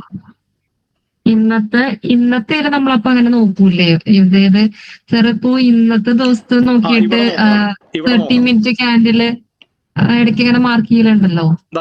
ഇന്ന് എവിടെയാണ് നോക്കേണ്ടതെന്ന് വെച്ചാൽ ഇത് ഇവിടെയാണ് നോക്കേണ്ടത്. ഇന്ന് വീണ്ടും തിരിച്ച് താഴേക്ക് വന്നിട്ട് ഈ ഒരു സപ്പോർട്ട് ബ്രേക്ക് ചെയ്യുകയാണെങ്കിൽ, നേരെ വന്നാൽ ബ്രേക്ക് ചെയ്താൽ എടുക്കരുത്. ഇവിടെ വന്നിട്ട് കുറച്ച് പേര് വാങ്ങാനുണ്ടാവണം, അത് കഴിഞ്ഞിട്ട് ബ്രേക്ക് ചെയ്താൽ ഏകദേശം നോക്കുകയാണെങ്കിൽ കറക്റ്റ് ആ സപ്പോർട്ടിംഗ് ആണല്ലോ ഇപ്പൊ കയറിയിരിക്കുന്നത്. അതെ ആ സപ്പോർട്ട് ഉണ്ടായിരിക്കുമല്ലോ എല്ലാവരും വാങ്ങിച്ചിട്ടുണ്ടാവുക അല്ലേ? അതെ. അപ്പൊ ഇത്ര പോയാ പോരാ. ഇത്ര മാർക്കറ്റ് മുകളിലേക്ക് പോയാൽ ഇതൊരു സ്മോൾ ഷോൾഡർ എന്നാണ് ഇങ്ങനെ പറയാം. ഇത്രയും മാർക്കറ്റ് മുകളിലേക്ക് പോയാൽ പിന്നെ നേരെ ബ്രേക്ക് ചെയ്ത് എടുക്കരുത്. വീണ്ടും ഇങ്ങനെ വന്ന് ഇവിടുന്ന് കുറച്ച് പേര് വാങ്ങാനുണ്ടാവണം റീറ്റെയിലേഴ്സ്. പക്ഷെ അത് ഫെയിലായി എന്ന് ഉറപ്പ് വരുത്തുമ്പോഴാണ് നമുക്കൊരു നല്ല ബ്രേക്ക് ഔട്ട് കിട്ടുന്നത്. ഞാൻ പിന്നെ ചോദിക്കുന്നത് എന്താ വെച്ചാൽ ഇന്നത്തെ 30 മിനിറ്റ്സ് ക്യാൻഡിൽ ഉണ്ടല്ലോ, ഇന്നത്തെ 30 മിനിറ്റ് ക്യാൻഡിൽ ഞാനൊന്ന് എടുത്തോട്ടെ. ഓക്കെ, അവിടെ നോക്കുമ്പോ ഇപ്പൊ അവിടെ നിന്ന് വീഴുന്ന പോലെ ഇല്ലേ? ഇവിടെ കാണുന്നില്ലേ? അവിടെ നിന്ന് പോയി വീഴുന്ന പോലെ കാണുന്നുണ്ട്. അല്ല, നമുക്കപ്പൊ അതും മാർക്ക് ചെയ്യാൻ പറ്റുമോ എന്നാണ് ചോദിക്കുന്നത്. ഇത് മാർക്ക് ചെയ്യാൻ പറ്റുന്ന ഇത് മാർക്ക് ചെയ്യണമെങ്കിൽ മാർക്കറ്റ് ഇത് ഹൈ ആവണമെങ്കിൽ മാർക്കറ്റ് വീണ്ടും തിരിച്ച് താഴ്ത്തേക്ക് വരണം അല്ലെ. ഇപ്പൊ ഇത് ഒരു പകുതി പോലും എത്തിയിട്ടില്ല. മാർക്കറ്റ് താഴ്ത്തേക്ക് വന്നു കഴിഞ്ഞിട്ട് വീണ്ടും മുകളിലേക്ക് പോകുമ്പോൾ നമുക്ക് ഇതൊരു വാലിഡ് ഹൈ ആയിട്ട് മാർക്ക് ചെയ്യാം, ഇതൊരു റെസിസ്റ്റൻസ് ആയിട്ട് മാർക്ക് ചെയ്യാം. ഇപ്പൊ ഫോർ എക്സാമ്പിൾ മാർക്കറ്റ് ഇവിടെ വന്ന് താഴ്ത്തേക്ക് വന്ന് ഇവിടെ തട്ടി വീണ്ടും മുകളിലേക്ക് പോവുകയാണെങ്കിൽ ഇവിടെ നമുക്കൊരു സെല്ല് നോക്കാം.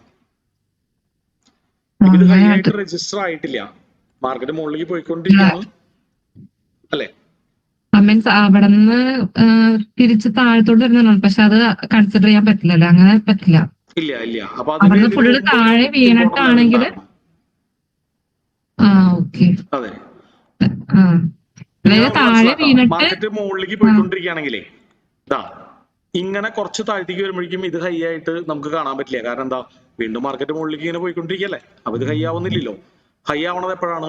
ഈ റാലിയുടെ പകുതിയെങ്കിലും താഴേക്ക് വരുമ്പോഴാണ് ഇതൊരു വാലിഡ് ഹൈ ആവുന്നത്. അതായത് ഫിബൊനാച്ചി 61 ആണ് പലപ്പോഴും പറയാറ്, പകുതിയെങ്കിലും ഓർത്ത് വെക്കാം. അപ്പോഴാണ് ഇത് ഒരു എല്ലാവരും നോക്കുന്ന സെല്ലിംഗ് ഏരിയ ആവുന്നത്. ഇങ്ങനത്തെ കേസിലാണ് നമ്മൾ ഫിബ് യൂസ് ചെയ്യുന്നത്. ഫിബ് യൂസ് ചെയ്യുന്നത് അപ് ട്രെൻഡിലെ കേസിൽ നമ്മൾ പറഞ്ഞല്ലോ, ഡൗൺ ട്രെൻഡില് മാർക്കറ്റ് താഴ്ത്തേക്ക് ഇമ്പൾസീവ് മൂവ്, കറക്റ്റീവ് മൂവ് ഇങ്ങനെ പോയിക്കൊണ്ടിരിക്കുന്ന സമയത്ത് അല്ലെ, ഇങ്ങനെ പോയിക്കൊണ്ടിരിക്കുന്ന ക്ലിയർ ആയിട്ടുള്ള ഒരു ട്രെൻഡ് കണ്ടാല് ഈ അവസാനത്തെ ഇമ്പൾസീവ് മൂവ് ആണ് നമ്മൾ അളക്കുക.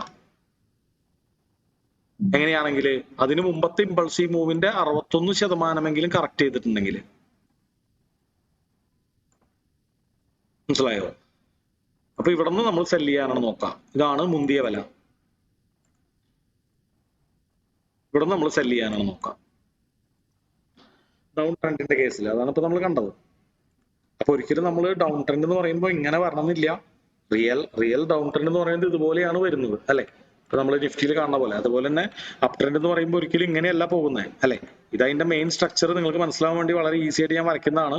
ആക്ച്വലി അപ് ട്രെൻഡ് എന്ന് പറഞ്ഞാൽ എങ്ങനെ പോവാ? ഇതിന്റെ ഉള്ളിൽ ഒരുപാട് വളവ് ഒടിവുകളൊക്കെ ഉണ്ടാവും, അല്ലെ? ഇങ്ങനെയാണ് പോവാ. അതൊക്കെ നമ്മൾ ഓൾറെഡി മാർക്കറ്റ് സ്ട്രക്ചർ ഒക്കെ പഠിച്ചതാണ്. ഓക്കെ. അപ്പൊ ഇവിടെ നമ്മൾ ഇങ്ങനെ വന്നുകൊണ്ടിരിക്കുമ്പോ ഈ ലാസ്റ്റ് ഇമ്പൾസീവ് മൂവിന്റെ സ്വിങ് ലോ തുടങ്ങി സ്വിങ് ഹൈ വരെയാണ് നമ്മൾ ഫിബ് അളക്കുക. മനസ്സിലായോ? അപ്പൊ ഇത് നമ്മൾ വളരെ ഈസി ആയിട്ട് വരയ്ക്കുന്നുള്ളൂ. ആക്ച്വലി മാർക്കറ്റ് ഇങ്ങനെയാണ് പോവുക. അപ്പൊ ഏകദേശം ഒരു പകുതിയെങ്കിലും കറക്റ്റ് ചെയ്തിട്ടേ നമ്മൾ ഫിബ് അളന്നാൽ മതി. പകുതി എങ്കിലും താഴത്തേക്ക് വന്നാലാണ് ഇതൊരു ഹൈ ആയിട്ട് രജിസ്റ്റർ ആവുന്നത്. ഇതൊരു ഹൈ ആയിട്ട് നമുക്ക് രജിസ്റ്റർ ചെയ്യാൻ പറ്റുള്ളൂ. ഇത് ലോ. അപ്പൊ അവസാനത്തെ ഇമ്പൾസീവ് മൂവിന്റെ ലോ തുടങ്ങി ഹൈ വരെയാണ് നമ്മൾ അളക്കുക, ഫിബ് അളക്കുക. അപ്പൊ ഇത് ശരിക്കും പറഞ്ഞാല് നമ്മൾ ഓൾറെഡി ഫിബൊനാച്ചിന്റെ ക്ലാസ് കഴിഞ്ഞ ആൾക്കാർക്ക് ഒരു റിവിഷൻ ആയിട്ടാണ് നമ്മളിത് കണ്ടേക്കണത്. നിങ്ങൾക്ക് ഫിബൊനാച്ചിയുടെ ഒരു ക്ലാസ് കിട്ടിയിട്ടില്ലെങ്കിൽ നമ്മുടെ മെയിൻ കോണ്ടന്റ് എടുത്തിട്ട് നിങ്ങൾ ഫിബ് ടൂൾസുകൾ എങ്ങനെയാണ് അളക്കണം എന്നുള്ളതൊക്കെ കാണാം. ക്ലാസ് കിട്ടിയിട്ടുണ്ടോ? കാരണം നമ്മള് ലൈവ് മാർക്കറ്റ് നോക്കുമ്പോൾ ചെറിയ കൺഫ്യൂഷൻസ് വരുന്നത്. ഷുവർ ആയിട്ടും ഈ ഫിബ് എന്ന് പറയുന്നത് എല്ലാവർക്കും വളരെ കൺഫ്യൂഷൻ ചിലപ്പോ അളക്കുമ്പോ കറക്റ്റ് ആയിട്ട് അളന്നില്ലെങ്കിൽ അതിന്റെ ഇത് പോയല്ലോ, കറക്റ്റ് ആവില്ലല്ലോ. അതെ. അപ്പൊ ഒരു കാര്യം ചെയ്യാം, നമുക്ക് ഇപ്പൊ നമുക്കൊരു 10:45 ആയല്ലോ. അടുത്ത ക്ലാസ്സിൽ ആരാണ് ചോദിച്ചത്? അമൃതയാണോ? അപ്പൊ അടുത്ത ക്ലാസ്സിൽ, അടുത്ത ചൊവ്വാഴ്ച ആയിരിക്കും അടുത്ത ക്ലാസ്സിൽ ഒന്ന് തന്നെ ഓർമ്മിപ്പിക്കുക. അപ്പൊ നമുക്ക് ഈ ഫിബ് നമ്മൾ ക്ലാസ് സ്റ്റാർട്ട് ചെയ്യുന്ന ടൈമിൽ തന്നെ ഒന്ന് ഓർമ്മിപ്പിക്കുക. അപ്പൊ ഈ ഫിബ് നമുക്ക് വളരെ ഡീറ്റെയിൽ ആയിട്ട് തന്നെ കാണണം, അത് എങ്ങനെ അളക്കണം എന്നുള്ളതുണ്ടല്ലോ. അപ്പൊ അതിന്റെ കുറച്ച് പിക്ചേഴ്സും എക്സാമ്പിൾസും ഉണ്ട്, അത് വെച്ചിട്ട് തന്നെ നമുക്ക് കാണാം.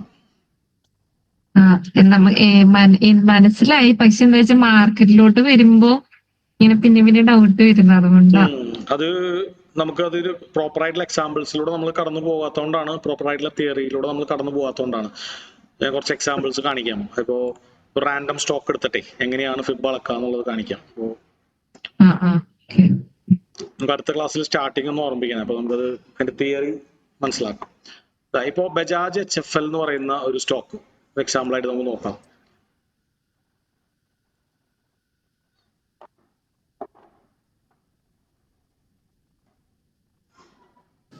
സാറേ, മാർക്കറ്റ് ഭയങ്കരമായിട്ട് തിരിച്ചു കയറി അല്ലേ? കയറട്ടെ. നമുക്ക് നല്ലൊരു വില കിട്ടണമെങ്കിൽ കൊടുക്കാം. ഇത് ഇവിടെ എങ്ങനെയാണ് ഫിബ് അളക്കുക നിങ്ങൾക്ക് വളരെ ക്ലിയർ ആയിട്ട് മനസ്സിലാവുണ്ടാവും. കാര്യം ഇത് 15 മിനിറ്റിന്റെ ചാർട്ടാണ് എനിവേ. അപ്പോ ഇതാണ് ലേറ്റസ്റ്റ് ഇമ്പൾസീവ് മൂവ്. നമ്മളത് ബെയറിഷ് ആയതുകൊണ്ട് റെഡ് ആയിട്ട് വരയ്ക്കുന്നു. ഇതാണ് ഫോർമർ ഇമ്പൾസീവ് മൂവ്. ബെയറിഷ് ആയതുകൊണ്ട് നമ്മളത് ഓറഞ്ച് ആയിട്ട് വരയ്ക്കുന്നു. അത് ഇന്ന കളറൊന്നുമില്ല, നമുക്ക് മനസ്സിലാൻ വേണ്ടി ഞാൻ വരയ്ക്കുന്നു. അത് നമ്മൾ ഗ്രീനും ബ്ലൂ ആയിട്ടല്ല വരച്ചേ, ഇത് റെഡും ഓറഞ്ചും. അപ്പൊ നമ്മൾ എങ്ങനെയാണ് ഫിബ് അളക്കുന്നത്? അതിനു മുമ്പുള്ള ഫോർമർ ഇമ്പൾസീവ് മൂവ് 61% മേലേക്ക് പോയിട്ടുണ്ടെങ്കിൽ, 61% എന്ന് പറഞ്ഞാൽ ഇതാണ് 61, അതിൽ മേലേക്ക് പോയിട്ടുണ്ട്, അല്ലെ? നമുക്കത് 5 മിനിറ്റ് ആക്കിയിട്ടായാലും കാണാം, 15 മിനിറ്റ് ആയിട്ടായാലും കാണാം.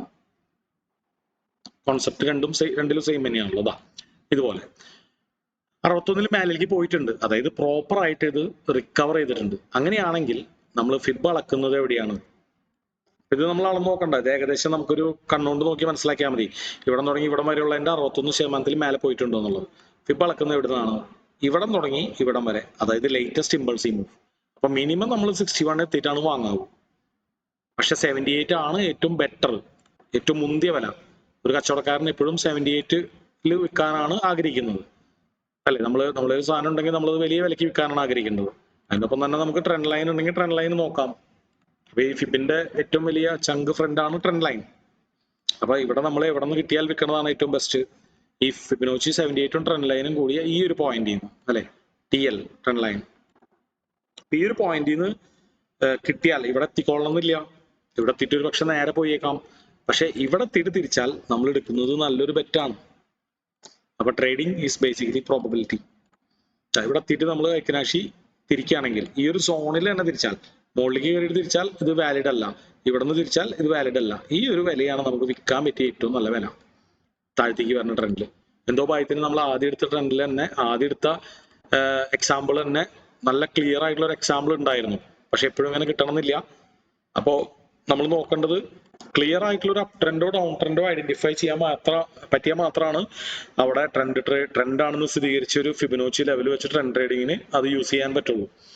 അപ്പോൾ പലപ്പോഴും നമ്മളൊരു 10 സ്റ്റോക്കൊക്കെ നോക്കേണ്ട വരാറുണ്ട് ഒരു ക്ലിയർ ആയിട്ടുള്ള ഒരു അപ് ട്രെൻഡോ ഡൗൺ ട്രെൻഡോ കിട്ടാൻ. ഇതിപ്പോ എന്തോ ആദ്യം നോക്കിയപ്പോൾ തന്നെ നമുക്ക് കിട്ടി അല്ലെ. അപ്പൊ ഇതിന്റെ നേരെ ഇൻവെർട്ടഡ് ഫോമാണ് അപ് ട്രെൻഡ്. അപ്പൊ എപ്പോഴും നമ്മൾ ട്രെൻഡ് അപ് ട്രെൻഡ് ആണോ ഡൗൺ ട്രെൻഡ് ആണോ എന്നുള്ള കാര്യത്തിൽ സാധനം വിഷ്വലൈസ് ചെയ്യരുത്.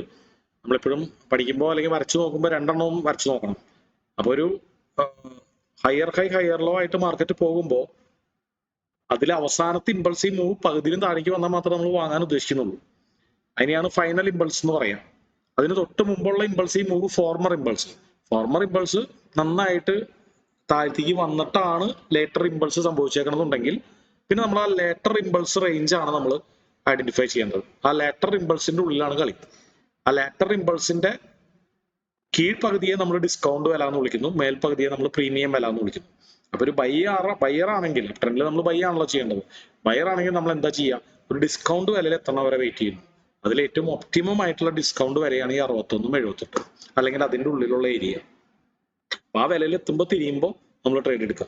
ഇവിടെ മോർ ആക്യുറസിക്ക് വേണ്ടി നമ്മൾ പറയുന്നത് ഈ 61ന്റെ 70ന്റെ ഉള്ളിലുള്ള ഏരിയനെ വിശ്വസിക്കരുത്, കൃത്യം ആ ലൈനിൽ എത്തിയിട്ട് തിരിയണം. അപ്പൊ മാത്രമേ നമ്മൾ ട്രേഡ് എടുക്കാവൂ. കാരണം ഏറ്റവും കൂടുതൽ ആൾക്കാർ വാങ്ങുന്നത് വിൽക്കുന്നതും അവിടെയാണ്. അപ്പൊ അവിടെ തന്നെ ഡിമാൻഡ് എമർജ് ചെയ്താൽ മാത്രമാണ് നമ്മൾ അതിന്റെ ഒപ്പം ആ ഒരു ട്രെൻഡിനൊപ്പം മൂവ് ചെയ്യാവൂ. ഓക്കെ അല്ലേ. അപ്പൊ എന്തായാലും ഫിബൊനാച്ചി നമുക്ക് കുറച്ചും കൂടി ഡീറ്റെയിൽ ആയിട്ട് ഒരു എക്സ്ക്ലൂസീവ് ക്ലാസ് അതിന് വേണ്ടിയിട്ട് വെക്കാം. അപ്പൊ നമുക്ക് ഒരു 9:30 സമയത്തൊക്കെ നമ്മൾ സ്റ്റാർട്ട് ചെയ്യുമ്പോൾ ഞാൻ ചോദിക്കാറില്ല എന്തെങ്കിലും ഡൗട്ട്സുകളൊക്കെ ഉണ്ടോ. ആ ടൈമിൽ നിങ്ങൾ പറയുകയാണെങ്കിൽ നമുക്കൊരു ഹാഫ് ആൻ അവർ ഒക്കെ വരും. അതിന്റെ ഒരു കൃത്യം കുറച്ച് ഡ്രോയിങ്സുകളും എക്സാമ്പിൾസുകളും വെച്ച് തന്നെ നമുക്കത് പഠിക്കാം. ഓക്കെ. അപ്പൊ ബേസിക് ഏകദേശം ഇത്രേ ഉള്ളൂ. ട്രെൻഡ് നോക്കാം, impulse move, last impulsive move measure ചെയ്യുക, ഫോർമർ ഇമ്പൾസീവ് മൂവ് കൺസിഡർ ചെയ്യണം, അത്രേ ഉള്ളൂ. ഓക്കെ. അപ്പൊ നമുക്ക് അടുത്ത ചൊവ്വാഴ്ച അടുത്ത ക്ലാസ് കാണാം. സാറേ, നിഫ്റ്റിയിൽ നമുക്ക് RSI എന്ന ഇൻഡിക്കേറ്റർ വർക്കാവോ? RSI ഇൻഡിക്കേറ്ററോ? അതെ. RSI ഇൻഡിക്കേറ്റർ എപ്പോഴും ഒരു ഓവർബോട്ട് അല്ലെങ്കിൽ ഓവർസോൾഡ് എന്ന് പറയുന്ന ഒരു കാര്യം ഒരു കൺഫർമേഷന് വേണ്ടി മാത്രമാണ് യൂസ് ചെയ്യുന്നത്. അതൊരു സിഗ്നൽ ആയിട്ട് യൂസ് ചെയ്യാറില്ല. എന്താ പറയാ, മാർക്കറ്റ് ഒരുപാട് പ്രഷറിലാണ് മുകളിലേക്ക് പോയേക്കണേ എന്നറിയാൻ വേണ്ടിയിട്ടാണ് RSI യൂസ് ചെയ്യുന്നത്, അല്ലെങ്കിൽ പ്രഷറിൽ താഴത്തേക്ക് പോയേക്കണം എന്ന് അറിയാൻ വേണ്ടിയിട്ടാണ് യൂസ് ചെയ്യുന്നത്. അതൊക്കെ ഒറ്റയ്ക്കല്ല യൂസ് ചെയ്യുക, ഓരോ സ്ട്രാറ്റജികളിലാണ് യൂസ് ചെയ്യുക. അതുമായി ബന്ധപ്പെട്ട സ്ട്രാറ്റജികളിലാണ് നിങ്ങളത് RSI യൂസ് ചെയ്യണമെന്നുണ്ടെങ്കിൽ അത് വർക്കാവും. ഫോർ എക്സാമ്പിൾ, ഒരു ഷൂട്ടിംഗ് സ്റ്റാർ കിട്ടുമ്പോൾ സെല് ചെയ്യണം അല്ലെ. ചുമ്മാ ഒരു ഷൂട്ടിംഗ് സ്റ്റാർ വരുമ്പോൾ സെല് ചെയ്യുന്നേക്കാളും ബെറ്റർ ആയിരിക്കും RSI ഓവർബോട്ടിലാണെങ്കിൽ ഷൂട്ടിംഗ് സ്റ്റാർ വന്നാൽ സെല് ചെയ്യുക എന്ന് പറയുന്ന സ്ട്രാറ്റജി. ഇപ്പൊ ഒരു എല്ലാ ഷൂട്ടിംഗ് സ്റ്റാറും നിങ്ങൾ സെല് ചെയ്യണത് ഒരു 100 സാമ്പിൾസ് എടുത്തു കഴിഞ്ഞാൽ അതിൽ 53 വിജയിക്കുള്ളൂ എങ്കിൽ RSI ഓവർബോട്ടിൽ വരുന്ന ഷൂട്ടിംഗ് സ്റ്റാർ മാത്രം നിങ്ങൾ സെല് ചെയ്ത് നോക്കിയാൽ ഒരു 56 വിജയിക്കും. അപ്പോൾ RSI വർക്ക് ചെയ്യണമെന്ന് ചോദിച്ചു കഴിഞ്ഞാൽ വർക്ക് ചെയ്യോ? ഇല്ല. വർക്ക് ചെയ്യണമെന്ന് വെച്ചാൽ വർക്ക് ചെയ്യോ? ഉണ്ട്. മനസ്സിലായോ? അപ്പൊ ഇതൊക്കെ ഡിപ്പെൻഡ് അപ്പോൺ അതർ കോൺഫ്ലുവൻസസ്. നമ്മൾ ഫിബൊനാച്ചി വർക്ക് ചെയ്യണമെങ്കിൽ ഫ്ലിപ്പ് സോൺ ഉണ്ട്, മറക്കരുത് അല്ലെ. മുമ്പ് തടയപ്പെട്ട സ്ഥലം ഉണ്ട് അവിടെ. ഇന്ന് നമ്മൾ പ്രീ മാർക്കറ്റ് അനാലിസിസ് നടത്തിയതിൽ നമുക്ക് 2 ക്ലൂ ഉണ്ട്. അമേരിക്കൻ യൂറോപ്പ് മാർക്കറ്റ് ബാരിഷ് ആണ്, ഫേസ് സെല് ചെയ്തിട്ടുണ്ട്. അപ്പൊ ഇതൊക്കെ കൂടി ട്രെൻഡ് ബാരിഷ് ആണ്. ഈ 3 കാര്യങ്ങളും ഉള്ളപ്പോഴാണ് ഈ ഫിബൊനാച്ചി 61 ഇമ്പോർട്ടൻസ് ഉള്ളൂ. ഫിബൊനാച്ചി 61 മാത്രമായിട്ട് വർക്ക് ചെയ്യുമെന്ന് ചോദിച്ചാൽ മാർക്കറ്റ് പോകുമ്പോൾ തിരിച്ച് താഴേക്ക് വരുമ്പോൾ ഒരിക്കലും ഫിബൊനാച്ചി 61 എടുക്കണം ഒരു നിർബന്ധമില്ല. കോൺഫ്ലുവൻസുകളാണ് നല്ല അക്യുറേറ്റ് ആയിട്ടുള്ള വിന്നിംഗ് റേറ്റുള്ള ട്രേഡിംഗ് ഓപ്പർച്യൂണിറ്റീസ് കൊണ്ടുവരുന്നത്. ഓക്കെ. അപ്പൊ ഇനി നിങ്ങൾക്ക് എന്തെങ്കിലും ഡൗട്ട്സ് ഉണ്ടെങ്കിൽ നിങ്ങളൊന്ന് നോട്ട് ചെയ്യുക. അടുത്ത ക്ലാസ്സിൽ 1 by 1 ആയിട്ട് അത് നമുക്ക് ക്ലിയർ ചെയ്യാം. ഒരു സെക്കൻഡ്, ഈ ഒരു 5 മിനിറ്റിൽ ഒരു 150 പോയിന്റ് മൂവ്മെന്റ് നടത്തിയല്ലോ നിഫ്റ്റി, അത് അങ്ങനെയുള്ള അത് നമ്മൾ എങ്ങനെയാണ് മനസ്സിലാക്കണ്ടേ? 5 മിനിറ്റിൽ ഒരു 150 പോയിന്റോളം മൂവ്മെന്റ് നിഫ്റ്റി ഇപ്പൊ നടത്തി. അത് നമ്മൾ എങ്ങനെയാ റീഡ് ചെയ്യണ്ടേ? ഇതാണോ ഇപ്പോ ഈ 5 മിനിറ്റിലാണോ? അതെ അതെ, ഇപ്പൊ അതിൽ നടന്നത്. പ്രത്യേകിച്ച് റീഡ് ചെയ്യാനൊന്നുമില്ല. അത് വോൾട്ടൈലിറ്റി കുറച്ച് കൂടിയിട്ടുണ്ട്, അത്രേ ഉള്ളൂ. മുകളിലേക്കാണോ താഴത്തേക്കാണോ നമുക്ക് ഇതിപ്പോ നമുക്ക് സെല് ചെയ്യാൻ പറ്റിയൊരു ഇപ്പൊ ബെയറിഷ് എൻഗൾഫിംഗ് ആണ് ഫോം ചെയ്യണത്. പക്ഷെ നമ്മൾ നല്ലൊരു ട്രേഡർ നമ്മൾ വല വിരിച്ചിട്ടിരിക്കുന്ന സ്ഥലത്ത് വന്നാൽ മാത്രമേ നമ്മൾ സെല് ചെയ്യാവൂ. ഇതിപ്പോ അങ്ങനെ വന്ന് സെല് ചെയ്ത് കുറച്ച് കഴിയുമ്പോൾ വീണ്ടും മുകളിലേക്ക് പോയി സ്റ്റോപ്പ് ലോസ് അടിക്കുകയായിരിക്കും. ഇത് മാർക്കറ്റിൽ വോൾട്ടൈലിറ്റി കൂടുന്നതൊന്നും ഒരിക്കലും നമുക്കൊരു ട്രിഗർ ആക്കാൻ പറ്റില്ല. ഓക്കെ, അപ്പൊ ഇനി എന്തെങ്കിലും ഡൗട്ട്സുകൾ ഉണ്ടെങ്കിൽ നിങ്ങൾ നോട്ട് ചെയ്ത് വെക്കുക. എനിക്കിവിടെ വേറൊരു ക്ലാസ്സും കൂടി ഉണ്ടായിരുന്നു, നമ്മുടെ ട്രേഡിംഗ് ഫ്ലോറിലെ ക്ലാസ് ഉണ്ട്. അപ്പോൾ ചെറിയ ബ്രേക്ക് എടുത്തിട്ട് 11 മണിക്ക് നമുക്ക് അത് സ്റ്റാർട്ട് ചെയ്യുന്നതാണ്. ഓക്കെ, അപ്പൊ അടുത്ത ദിവസം കാണാം. Okay sir, okay, thank you. Thank you sir.